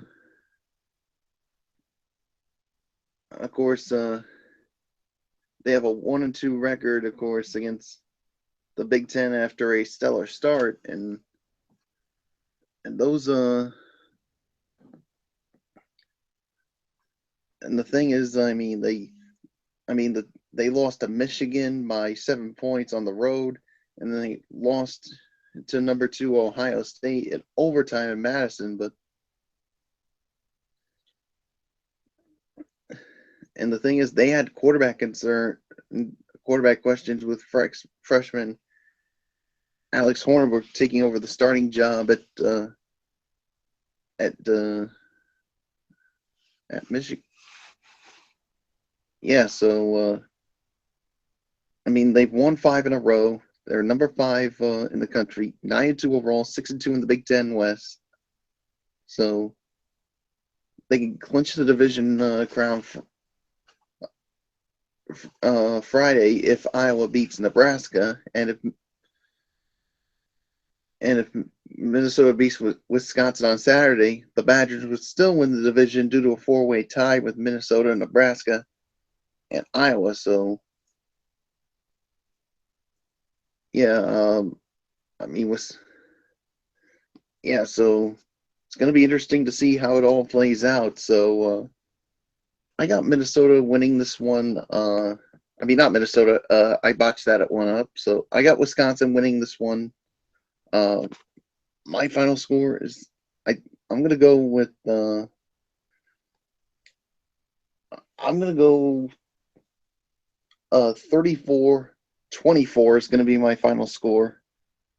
Clement, I think, will have a solid game on the ground. I think Hornibrook will have an all right game. So, yeah, Wisconsin wins. Florio, it is yours. I got Wisconsin. I like Minnesota. Minnesota's got a good young team. With their quarterback Mitch Leidner. But Wisconsin, though, I mean, I think Wisconsin can win this one. I mean, they're a 2-touchdown favorite. They're quarterback by committee, Alex Hornibrook and Bart Houston. I'm sure they're gonna share the load. I'm sure, but they got a great another fantastic running back. Of course, we all know Corey Clement. I mean, he had himself a huge game last week. I think he had over 100 yards when they in their game last week, which I believe they won. So there's really nothing left for me to say. I like Wisconsin in this one. I think Minnesota will give them fits early, but I think Wisconsin pulls away at the end. My final score, I am going to go 35-21 Wisconsin over Minnesota, and Wisconsin will punch their ticket to the Big Ten championship game in Indianapolis, because with this win, I believe they would clinch the Big Ten Western Division. So, MF, are you going to make it unanimous? Are we going to see Wisconsin in the Big Ten championship game with this win over Minnesota? Yes. I'm not going to waste too much time. I got Wisconsin. Let's move on.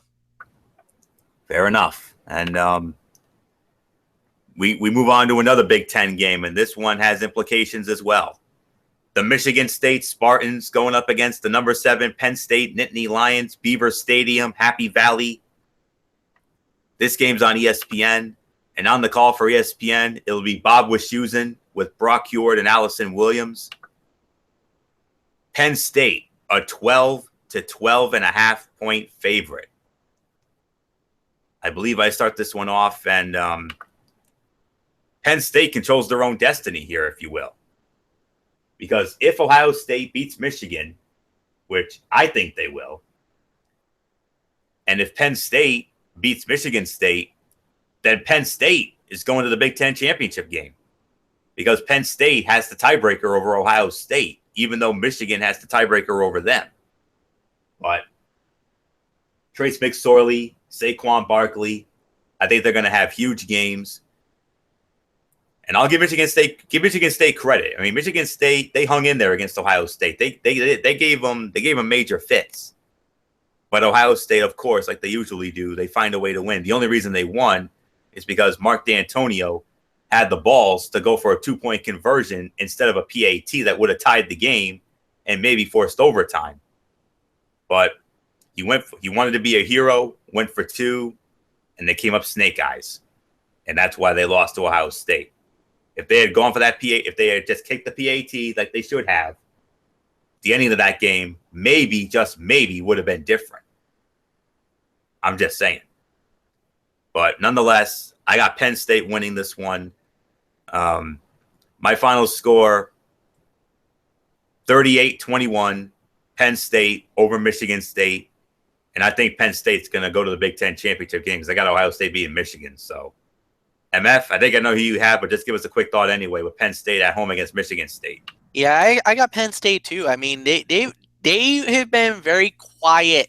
Of course, the biggest thing is, everybody's been talking about Michigan and Ohio State, but Penn State has quietly been sneaking up on everybody, and it is very possible that if that scenario does break out, how fitting is it going to be for Penn State to know that they are the ones that could be playing for the Big Ten championship, in Indianapolis at Lucas Oil Stadium against what we believe would be Wisconsin. And if they win the Big Ten, why not Penn State be in the playoffs?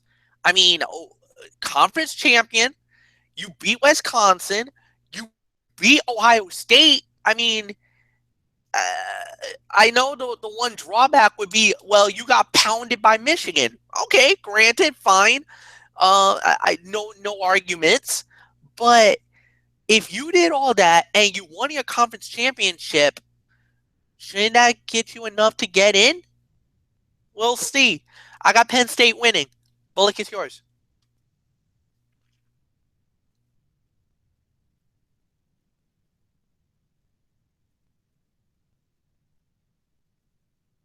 Bullock? Oh, I think we lost him. Yep, right here. Okay. Oh, I'm still here. Michigan State, Penn State, both. Who you got? Yeah, I got Penn State winning this one, so I'm not going to waste any more time. So let's just move on. Oh, I'm dreading this game. This next one here. My Notre Dame Fighting Irish going up against the number 12 USC Trojans in the Los Angeles Memorial Coliseum at 3:30 on ABC. On the call for ABC, it'll be Steve Levy with Brian Greasy and Tom McShay. And the spread, of course, USC, a sizable favorite, 17 to 17 and a half point favorites. It's been a bad week for Notre Dame. I mean, first, they they choke at home against Virginia Tech. And then if that's not bad enough, they now have to forfeit their wins from 2012 and 2013 because some Hammenegger got caught cheating, and some student, I guess, apparently did classwork, I guess, did homework or something for some of the players on the team, I guess. And now they have to forfeit those wins from 2012 and 2013. So that magical season from 2012 doesn't mean a goddamn thing. And I cannot tell you how incredibly annoyed, angered, and saddened I am to hear that. And if it couldn't get any more worse, now you got to go up against a USC team that has suddenly caught straight fire like Becky Lynch, for Christ's sake. Good grief. I'm glad I'm not leading off on this. I'm glad it's MF that's leading off on this. So, MF, Notre Dame, USC, I already know who you have. Just give us a quick thought on it. Yeah, you want to talk about a horrific week if you're in Notre Dame. I mean, yeah. I mean, I witnessed the upset. I witnessed the stunning loss for Notre Dame on senior day of all games. You lose to Virginia Tech. That was a stunning loss there. Then just today, and that's the worst thing, it happened earlier this afternoon, or actually earlier this morning. As a matter of fact, was when word got out that, yeah, Notre Dame, there was some academic infringements, and therefore they had to forfeit 2012, 2013 victories. And oddly enough, I believe that was the year that they went all the way to the national championship game, if memory serves me right. Yes, it was 2012. 2012, they played for the national title. Doesn't mean a thing anymore. And now that has been wiped off the books as forfeitures. So, I mean, embarrassing to say the very least. Like that season never even happened. Yeah, well, and like I was going to say, it's embarrassing for that to happen. You know what? I'm going to say it, and I don't know how you're going to feel about this, folks, but how the hell is Brian Kelly still have a job in Notre Dame after all this? I'm sorry. I think he's got to go. I know I'm starting to channel Derek Ferreira, and normally I would never do that, but come on. Below 500, you're not even making a bowl this year. You had high expectations, embarrassment. You had this scandal. Now you had to forfeit those 2 seasons up. I mean, how many more steps back does Notre Dame got to do to realize that Brian Kelly is not the guy anymore? I'm sorry. I'm going to call it. Brian Kelly's got to go. And I think the death nail or the final nail in that coffin is when USC rolls up on Notre Dame and blows them out of the Coliseum on Saturday afternoon. Nothing more to say. Michael Bullock, I give it to you. Man, tough to be a Notre Dame fan this week. I mean, with everything that's been going on, and now you had to find out you had to vacate wins from 2012 and 2013. I mean, 2012, the year they went to the national championship game. Now it doesn't mean anything. It's almost like the season never even happened. And now you got to go up against USC. Oof. It's only going to get worse before it gets better. And I agree. I don't know why Brian Kelly still has a job with everything that's been going on with that program. And I think the final death nail in his coffin will be getting blown out big time by USC, and that's what's going to happen. And they're going to get blown out, and I'm going to go on the record and say this. After this blowout, they're going to officially can Brian Kelly and end this misery. So, I don't know what else there's to say. Florio, I feel bad for you, my man. Let's move on. And there's a reason why Derek Ferreira jumped off the Notre Dame bandwagon and went to the Ohio State bandwagon. There's a reason. Now I get it. But And I think are you going to do the same thing? honestly, I'm tempted. I'm really tempted. I think you might as well jump off. So, I mean, because I don't see how things are going to get better for Notre Dame. If it were to, it would be a miracle. That's all I can say. And that's horrible. I mean, 4 years ago, I mean, I was on cloud nine, for goodness sakes, because Notre Dame. Excuse me? Notre Dame goes to the national championship game, and yes, Alabama beat the snot out of them. What? What? Oh, No, I'm only saying it because, like I said, that it never happened. Right. That year I was on cloud nine, and now to know that it doesn't even exist. Boy, I guess that whole Manti Te'o girlfriend thing wasn't the only hoax. Good grief. But nonetheless, If I were those people on YouTube that has the full game from that national championship game, I'd say take it down right now because that. No, that Bullock. doesn't. I mean, yeah, you take it down, but you got to do it right. Don't just take it down. Delete it. You got to delete it. That's all I got to say. Delete, delete, delete. And delete Brian Kelly. Yes, he's they got a plan for him. He's going to get deleted. Oh, he's going to get deleted as only he can. Oh, yes. So, And I'm sure all those great Notre Dame players from the past must be disgusted at what's going on. Joe Montana, Tim Brown, Joe Theismann. I mean, Brady Quinn. All because of this scumbag Hammenager jabroni who doesn't even follow academics. Unbelievable. USC wins. Sam Darnold, big game. Juju Smith-Schuster, big game. Robert Woods, the second big game. Defense is going to absolutely frustrate DeShone Kizer. Yeah, they should just blow him out and end this misery for you, Florio. Oh, don't worry, Bullock. They will. Going into this season, I was going to be very passionate about this game, but what's the point? I mean, what's the point of it the entire season? Normally I would say I want this game more than my own life, just like Fletcher wants Michigan and Ohio State, but screw it. Darn tootin'. SC wins and SC wins big. Done. And I know if they don't fire Brian Kelly, you're going to go off big time. Let's just wait and see what happens. That's all I'm going to say. So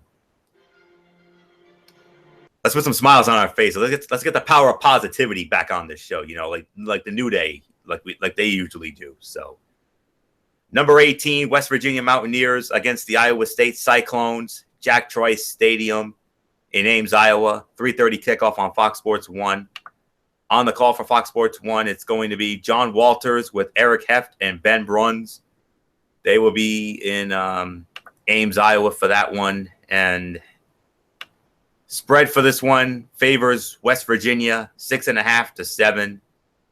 And I believe Michael Bullock starts it off. And Bullock, the last time we saw West Virginia, they were playing in a winter wonderland against Oklahoma. But Oklahoma, did Oklahoma lay a whooping on them last Saturday night in that winter wonderland. So can West Virginia bounce back against Iowa State, Bullock? I'm sure they can.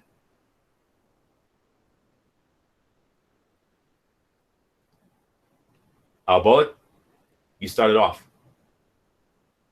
I didn't even unmute my mic, but yeah, they did open up a can of whoop ass on. Oklahoma opened up a can of whoop ass on West Virginia, so I think they'll bounce back in a big way. I mean, I got West Virginia winning this winning this one in a big way. I mean, come on, Iowa State. I mean, they're 3-8, and yeah. So I'm not going to waste my time with this. West Virginia wins big. Howard's going to have a big game in the passing side. Crawford's going to have a big game on the running side. So there's really nothing more for me to say. West Virginia bounces back in a big way. Florio, what's yours? Yeah, I got West Virginia as well for the same reasons as you, Bullock. I mean, they got humiliated on a national stage last Saturday night against Oklahoma in a winter wonderland. I mean, that game was that fun for me to watch. You know, me being the cold weather enthusiast I am. Michael Fletcher and I, we like certain weather for our football games. Michael Fletcher likes those games where we have lots of rain, lots of mud, lots of slop. But I like those cold weather games where it's very cold. But when I see snow, when I see snow coming down, that's fun for me, baby. And I got to see that a lot last week. I mean, towards the end of that Michigan game against Indiana, we had a winter wonderland in the Big House, and then we get a winter wonderland in Morgantown, West Virginia, last Saturday night. But Oklahoma really made West Virginia feel cold, as Oklahoma was red hot and West Virginia was ice cold. Well, not going to happen here. West Virginia is going to bounce back, and they'll bounce back in a big way. They're going to win this thing going away, as far as I'm concerned. So give me West Virginia.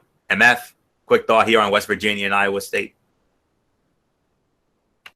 Not really much I want to talk about, but I'll say that West Virginia is probably the more superior team. They're going to be a lot more better. Iowa State is, they're just having a tough season, but 6.5, that would scare a couple of people, but not enough for me to say anything. So yeah, I agree with you. Give me West Virginia to win this one going away. So let's just move on to the next one. We got 6 games left, guys. And this will be our last 3:30 kickoff. Here's another team who's back in the top 25 rankings. The number 25 Navy Midshipmen. They're going to be going up against the SMU Mustangs at Gerald J. Ford Stadium. This game is going to be broadcast on ESPN University. And on the call for ESPN University, it'll be Kevin Brown and Clint Sterner. And not to be confused with the Major League Baseball pitcher Kevin Brown, who pitched, of course, for the Florida Marlins, the San Diego Padres, and my New York Yankees at once upon a time. But Kevin Brown, the announcer, with Clint Sterner, they're going to be working Navy and SMU. And I would have to imagine Navy's got to be a sizable favorite here in this one. Actually, you're going to be shocked with the line. Yep. Yeah, it's only a 7-point spread, a 1 touchdown spread for Navy. So, but it doesn't matter though. I still have Navy winning this game. I mean, Navy's back in the top 25, and hopefully they'll stay there for the next couple of weeks. Because if they do, it'll give us a chance to dissect the most prestigious game in all of college football, the Army-Navy game in Baltimore, Maryland, in a couple of weeks, which me and Michael Fletcher, I'm very excited about, and a game that, of course, Michael Fletcher and our good friend Eric Carrier have a lot of fun with. So that's all I can say on that. So I'm going with the Navy to win over SMU. I think they can cover that touchdown spread. I'll go 28-21, Navy over SMU. So MF, your thoughts? Yeah, I'm gonna go with Navy as well. I love their triple option offense that they normally do. There's really nothing more to say about it. So yeah, give me the Navy Midshipmen to win this game. Michael Bullock, I'll give it to you.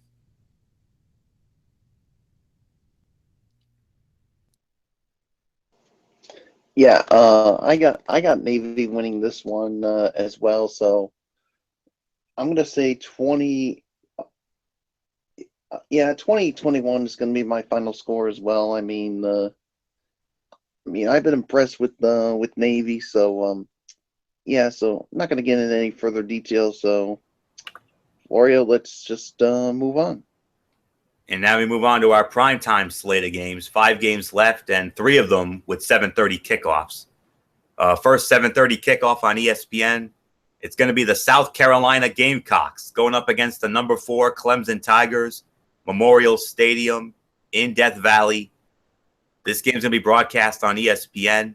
And on the call for ESPN, it'll be Dave Patch with Greg McElroy and Tom Luganville. The spread favors Clemson. Clemson, a 24-point favorite against South Carolina. MF, I think I know where you're going with this one. It's got to be the team that you've been high on for the last 2 years, right? High on them since the last 2 years. I'm not going to say much about it. Deshaun Watson's going to have a big game. Mike Williams will have a big game. Wayne Gilliam will also have a big game. That defense is going to be ferocious. They're going to want to make a statement. They're going to want the committee to know that they're here to stay, that they're going to want to be in the playoff as well. They're going to be rolling into the ACC championship game with a huge win, no doubt in my mind. Give me the Clemson Tigers to roll all over South Carolina. No doubts in my mind. Michael Bullock, it's yours. Yeah, I got Clemson winning this one as well. In a big way. Deshaun Watson's going to have a big game. Williams is going to have a big game. So nothing more to say. Florio, what's yours? Yeah, I got Clemson rolling as well. I mean, more than 3 touchdown favorites to beat South Carolina.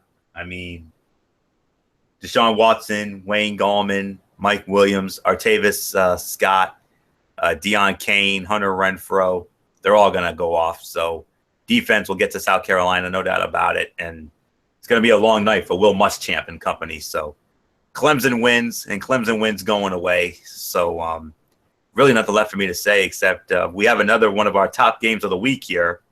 A 7:30 kickoff on Fox, and another big game in the Pac-12. The number 22 Utah Utes going up against the number 9 Colorado Buffaloes at Folsom Field in Boulder, Colorado.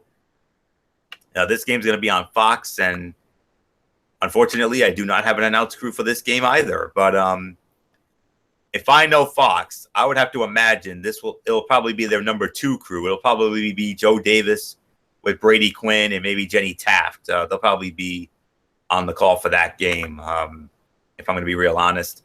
And Colorado is a 10-point favorite against Utah. So Michael Bullock, Utah, Colorado by 10. Colorado on the verge of possibly locking up a berth in the Pac-12 championship game, if you can believe it. Do they take one step closer here against Utah? Yeah, I mean, this is something I don't think any of us could have predicted going into the season when that Colorado would be they'd be in it. But with it, I mean, I think they're gonna do it. I think they're gonna take that next step to the to a division title and on its way to the Pac-12 championship game. So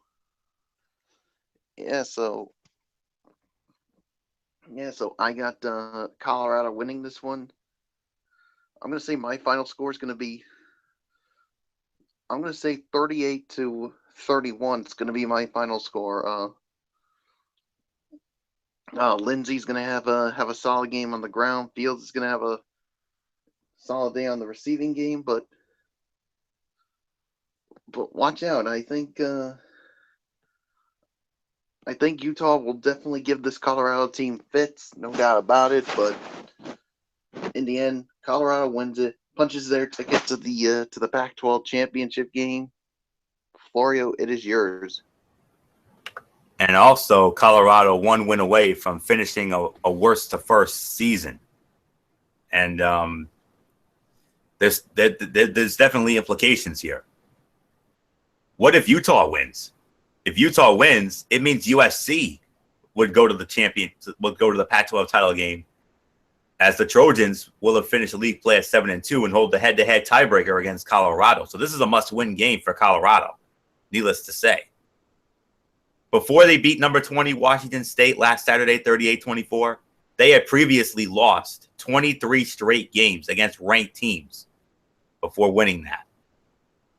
Utah was in contention for the South title before losing at home last Saturday to a very disappointing Oregon team, 30-28. I saw the finish of that game. That was crazy. So, I love Troy Williams. I love Joe Williams of Utah. I really do. But Colorado, 9-2 overall for the first time since 2001. Leofo is going to have a huge game. I expect it. Philip Lindsay, the leading rusher, a defense that yields only 18.5 a game and a +8 turnover margin. So there's really nothing left for me to say here. This is the biggest game for you thought the game against Washington State was big for Colorado. This game's even bigger. This is the biggest game in Colorado football history in a very long time. They win this game, they're going to the Pac-12 championship. So there's really nothing left for me to say here. Colorado Buffaloes, they're going to win this game. My final score, 30-20. Colorado over Utah. I see MF has Colorado in our chat box, so I'm not going to have him waste any time on that. So 3 games left. Let's get into it. 7:30 kickoff on the SEC network. The number 17 Tennessee Volunteers going up against the Vanderbilt Commodores. This game will be on the SEC network. And on the call for the SEC network, it'll be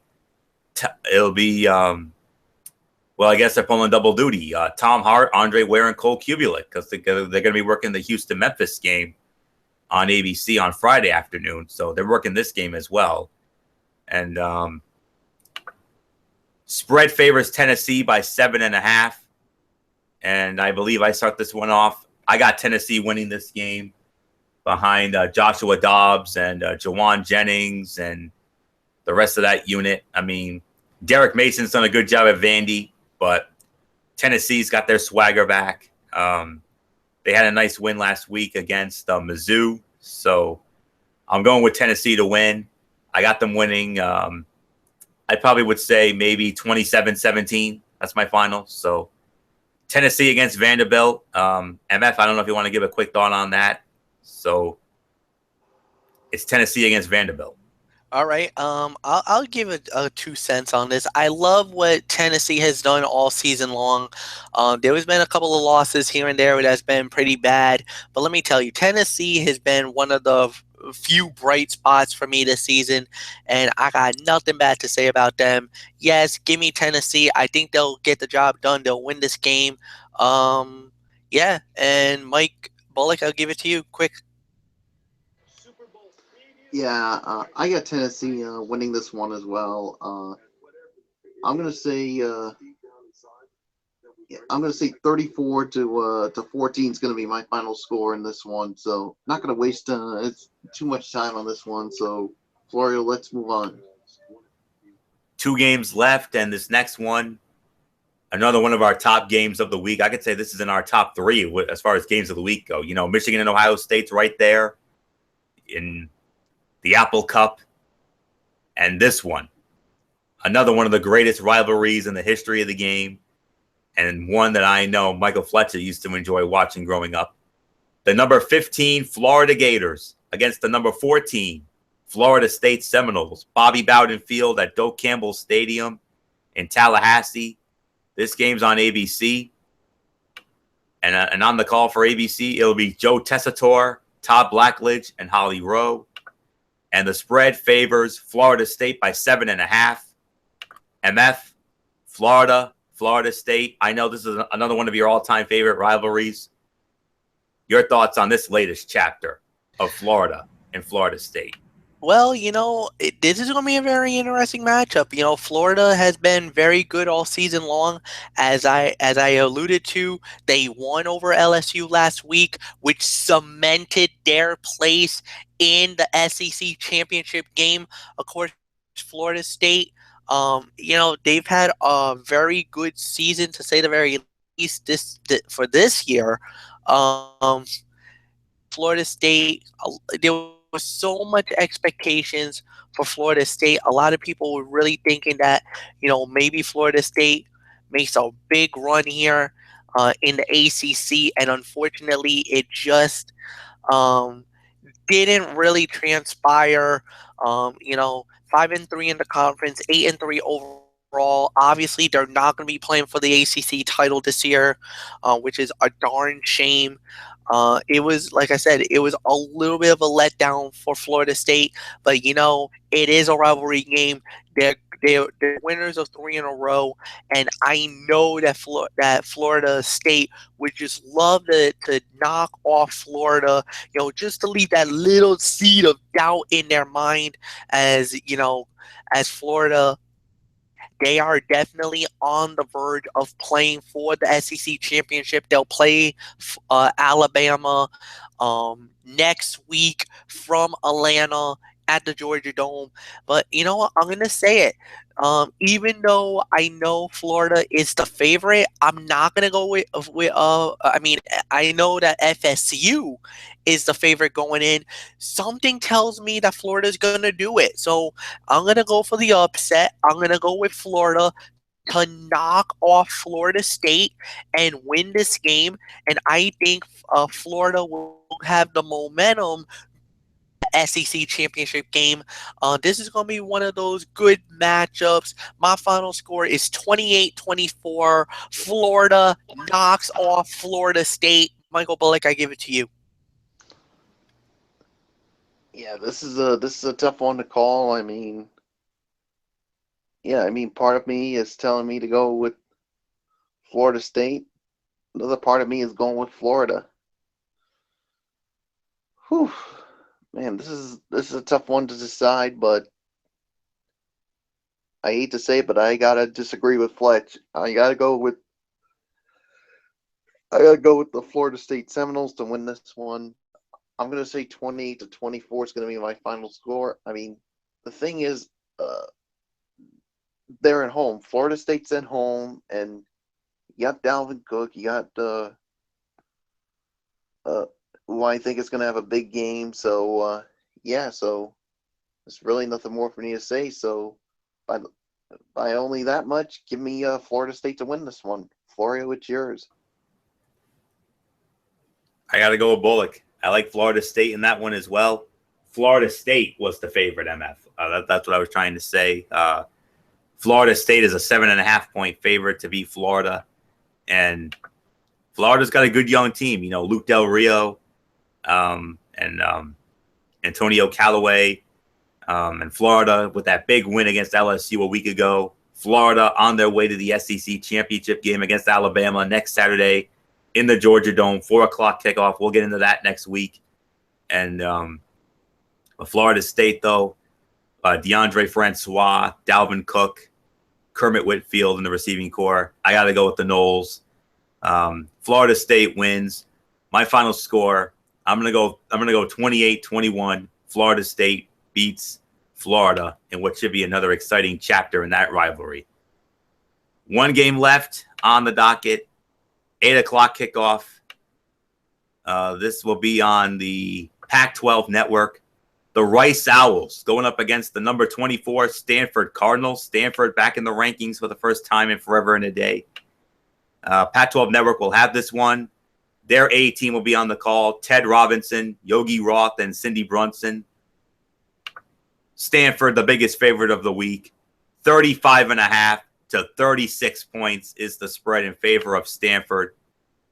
I already know where we're going, but let's get a quick thought, guys. I got Stanford winning this one.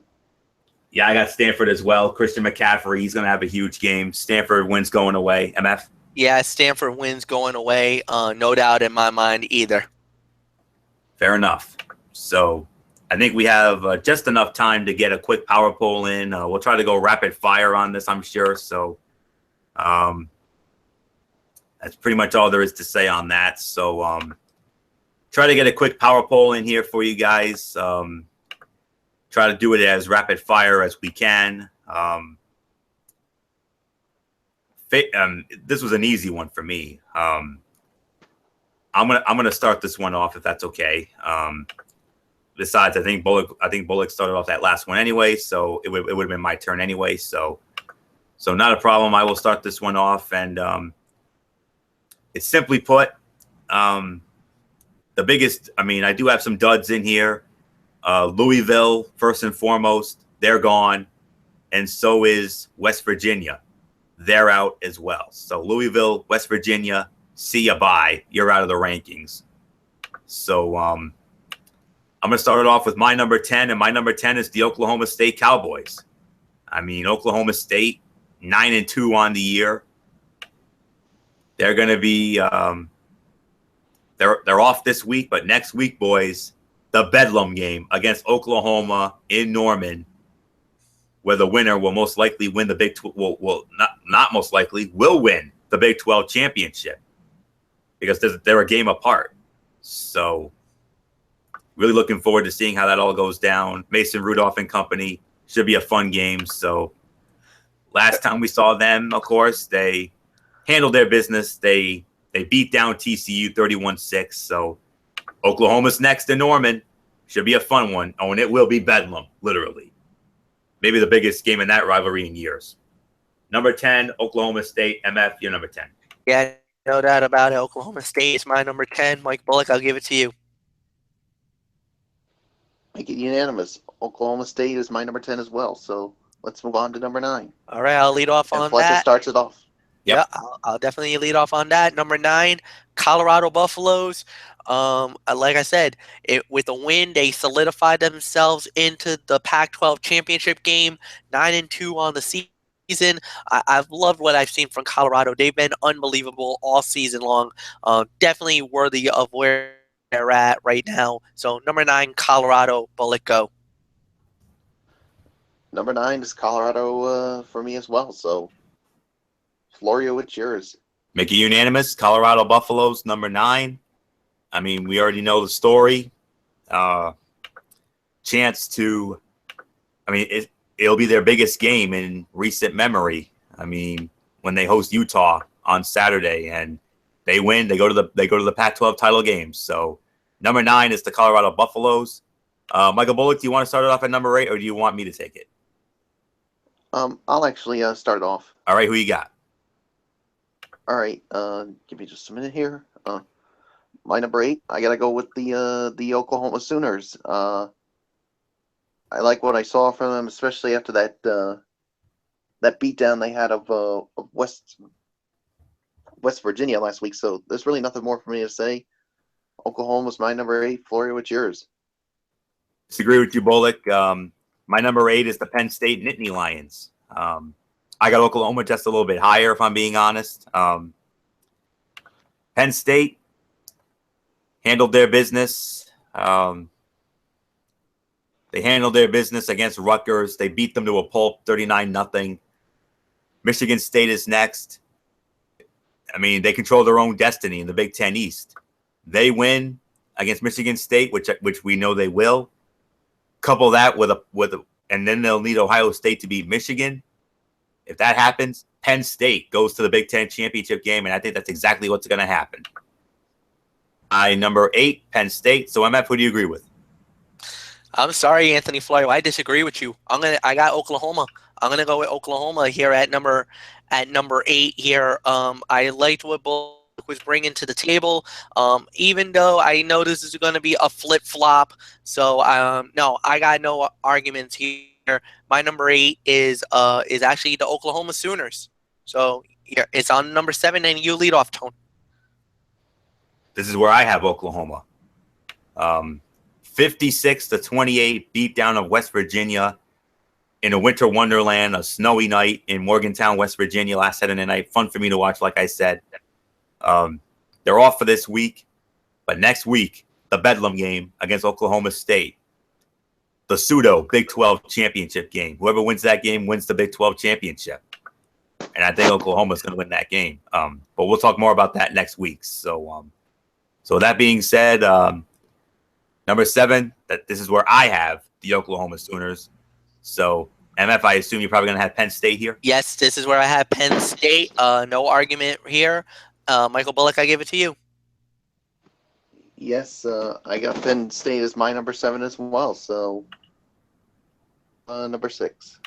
On to number 6, and this one gets a little tricky, but I think we've navigated this pretty handily, at least in my eyes. Number 6 is Washington. Even though they are 10-1 on the season, look, they've been handling their business. They got the Big Apple Cup battle. Anthony's been hitting us with it like a dead horse for the last month and a half now. So no doubt about it. Friday's gonna be the big doll for that game. If they win that game, they go to the Big 12 championship. They are probably on the outside. They will be on the cusp of possibly making the playoff. If they lose that game, if they lose the Apple Cup, oh boy, the ramifications could be devastating for the college football playoff. Right before our very eyes. So who knows how that's going to play out. Number 6, Washington. Bullock, go. I agree with Fletch. Washington is my number 6 too. So yeah. So Florio, it is yours. Make it unanimous. Washington Huskies, number 6. They got back to business. Easy win over Arizona State. They pounded them 44-18 after that humiliating loss at home to USC, that demoralizing loss to SC. The Apple Cup, the biggest game in that rivalry. I cannot wait for it. Black Friday afternoon, 3:30. I'll be watching. You better believe it. That game's on Fox. Gus Johnson on the call. Is there any more incentive? Right there. Winner of that game wins the North and will most likely go up against Colorado in the Pac-12 championship game unless they stumble against Utah and USC. Then SC would go to the title game. So we'll see what happens. So number 6, it is the Washington Huskies. Now we go to the top 5. I believe Bullock starts it off if he's ready. So who do you have, Bullock, if you are ready? Yep, I am ready with mine and with my number 5. And for my my number 5, I have to go with the. Oh, I thought I had it here. Oh, give me just a minute. Yeah, I'm just trying to get it up here. So yeah, I think I actually got I think this is where I have the Wisconsin Badgers as my number.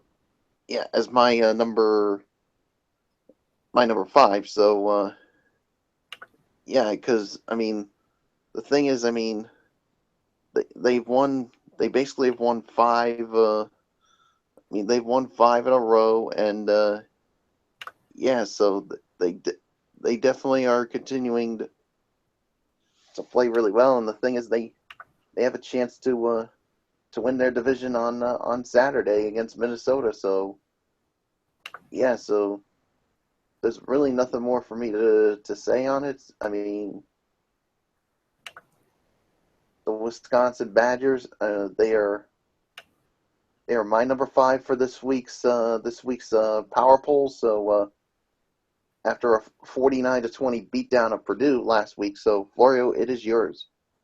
Right there with you, Bullock, once again. Wisconsin Badgers, number 5. 49-20 beatdown of basement dweller Purdue. They control their own destiny in the Big Ten West. All they have to do is beat Minnesota, and Wisconsin. You're going to the Big Ten championship game in Indianapolis. Nothing left to say. Wisconsin Badgers, number 5. MF, you're number 5. Yeah, no doubt about it. I'm going to go with Wisconsin as well. This is an easy call. On to the Final Four. Yep, and I believe I start this one off, correct? So number 4 for me, let me just make sure. Yes, it is the Clemson Tigers. Clemson Tigers are my number 4. I mean, they took care of their business. They bounced back from their demoralizing loss to the whatchamacallit there, the Pitt Panthers. They knocked off Wake Forest. Wake gave them some fits early, but ultimately Clemson pulled away. Clemson won 35-13. They host South Carolina next, and it looks like they're going to be representing the Atlantic Division in the ACC championship game. Actually, they are because they finished tied with Louisville. Of course, they have the tiebreaker over Louisville because they beat Louisville back on October 1. So they're going to be going up against either Virginia Tech or North Carolina in the ACC title game next Saturday night. So nothing left to say. Clemson Tigers number 4. MF, how about it? I agree with that. Clemson's number 4. Mike Bullock, it's yours. Clemson at number 4. So, yeah, so let's move into the top 3. Lead it off. Top 3. Number 3, Michigan. I mean, there's really nothing to say. They bounced back after losing to Iowa, heartbreaking loss a couple of weeks ago. They bounced back, get a win over Indiana, and now, or it doesn't go. We've been going at it for almost 3 hours now, but the one game that we talked almost about 10 or 15 minutes about was one battle, them and the team at number 2, and that's all you need to know. So, Mike Bullock, it's yours. Michigan number 3. There's really nothing more to be said. Mario, it's yours. Yes, I have Michigan as well. Michigan Wolverines at number 3. They bounced back from that demoralizing loss to Iowa.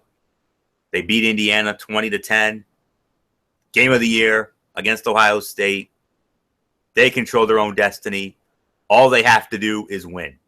If they somehow, some way steal one in the horseshoe on Saturday afternoon, then it's Michigan who goes to the Big Ten championship game because Michigan has the tiebreaker over Penn State, and then Michigan would have beaten Ohio State, and that would do it. So Michigan, you control your own destiny. All you boys got to do is win. You win, you're going to Indianapolis. If you lose, Penn State's going to Indianapolis. Simple as that. So Michigan Wolverines are number 3. We go to number 2. Bullock, you started off. Who you got? My number 2 is the Ohio State Buckeyes, and well, we already talked about it when it comes to this game against Michigan. I mean, if they beat Ohio State, well, let's just say, I mean, they control their destiny in the college football playoff. So, yeah, so there's really nothing more for there to be said. So, Florio, it is yours. Well, I have a tie at number 2. Oh yeah, that's right. I forgot. Western Michigan is my number 2 as well. So that's I right. can't believe I forgot about that. Yeah, that's right, because you weren't here last week. So, yes, number 2. Well, first number 2 is the Ohio State Buckeyes. They after back-to-back 62-3 beatdowns of Nebraska and Maryland, they got more than their money's worth against Michigan State. Michigan State gave them all they could handle. They only won because Michigan State had they had the balls to go for 2. Obviously, it didn't work out. Michigan State should have just went for the PAT and tie it up and maybe force overtime. And if they had just done that, perhaps the ending of that game could have been completely different. And it kept the door open for Ohio State. If Michigan State had won that game, that really would have made things interesting in the Big Ten East. But Ohio State's got a lot of work to do. Ohio State first has to beat Michigan, and then somehow, some way, hope that Michigan State can somehow, some way steal one in Happy Valley. If that happens, that's the only way the Buckeyes can get to Indianapolis. They have to beat Michigan, and then they have to hope that Michigan State beats Penn State. Because remember, Penn State has the tiebreaker over Ohio State. They cannot afford for that. So win and get help. That's what Ohio State's got to do. They got the most work to do.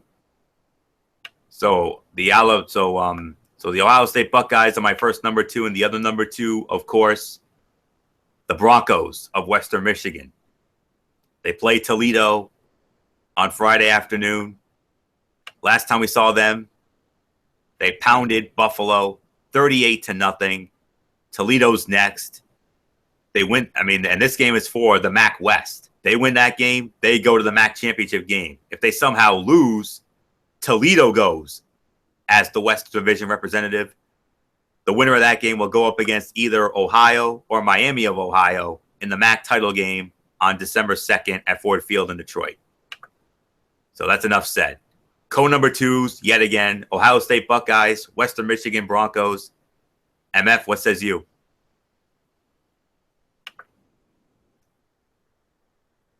Full agreement on both Western Michigan and Ohio State at number 2. That only means one spot is left, number 1.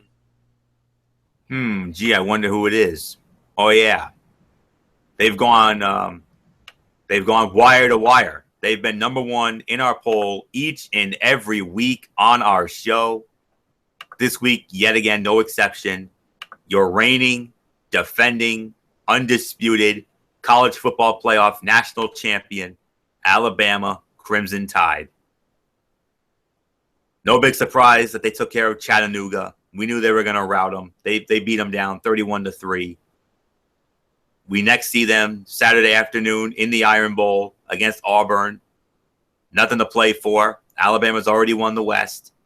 They're going to go up against Florida in the SEC championship game next Saturday afternoon in the Georgia Dome in Atlanta on CBS, 4 o'clock. So what else is there to say? So Alabama Crimson Tide, number 1.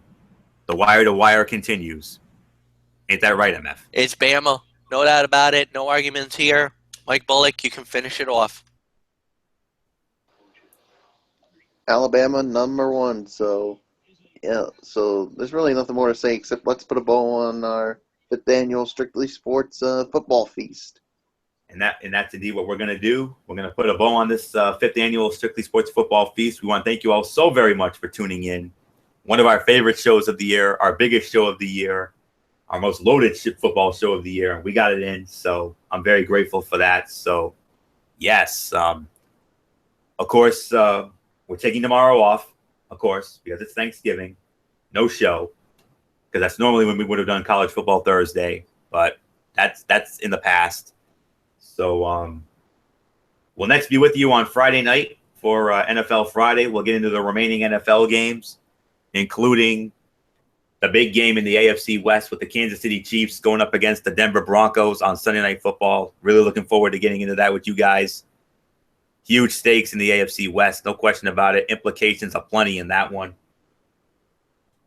And then we're off for the weekend. And then Monday night, we're back for Ridiculously Raw, where we'll review Monday Night Raw. And I'll also have my Impact Wrestling review. And then Tuesday night, Cerebral Smack Talk with MF on his channel, Brace Fan 95, where we're getting to SmackDown Live. Another Mikey's Mindset. Maybe he'll have ROH back in there. I know he'll get into tonight's Lucha Underground. Interesting circumstances came about on that show tonight, indeed. And of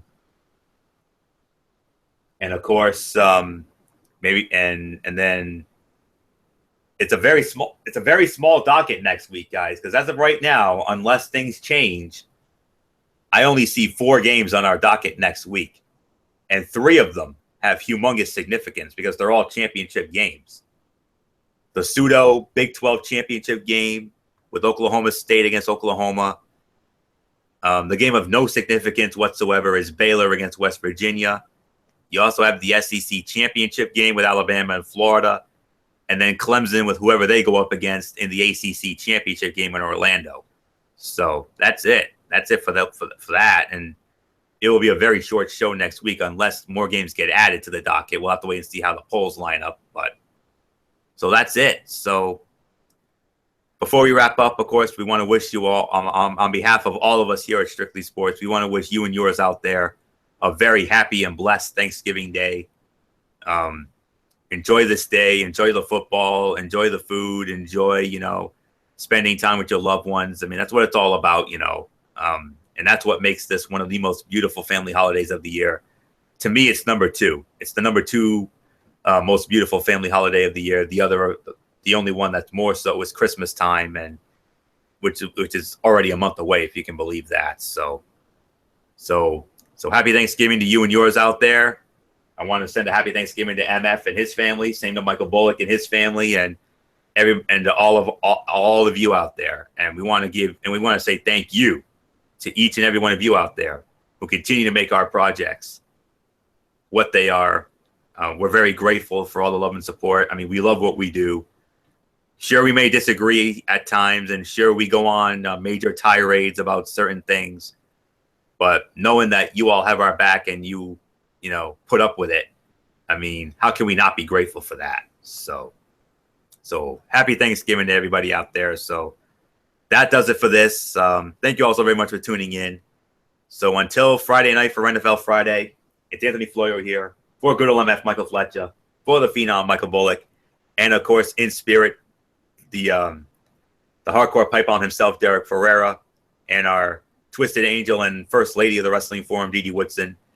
To all of you out there, bye for now, my friends. God bless. Be good to each other, especially today. This is the one day where be good to each other means everything.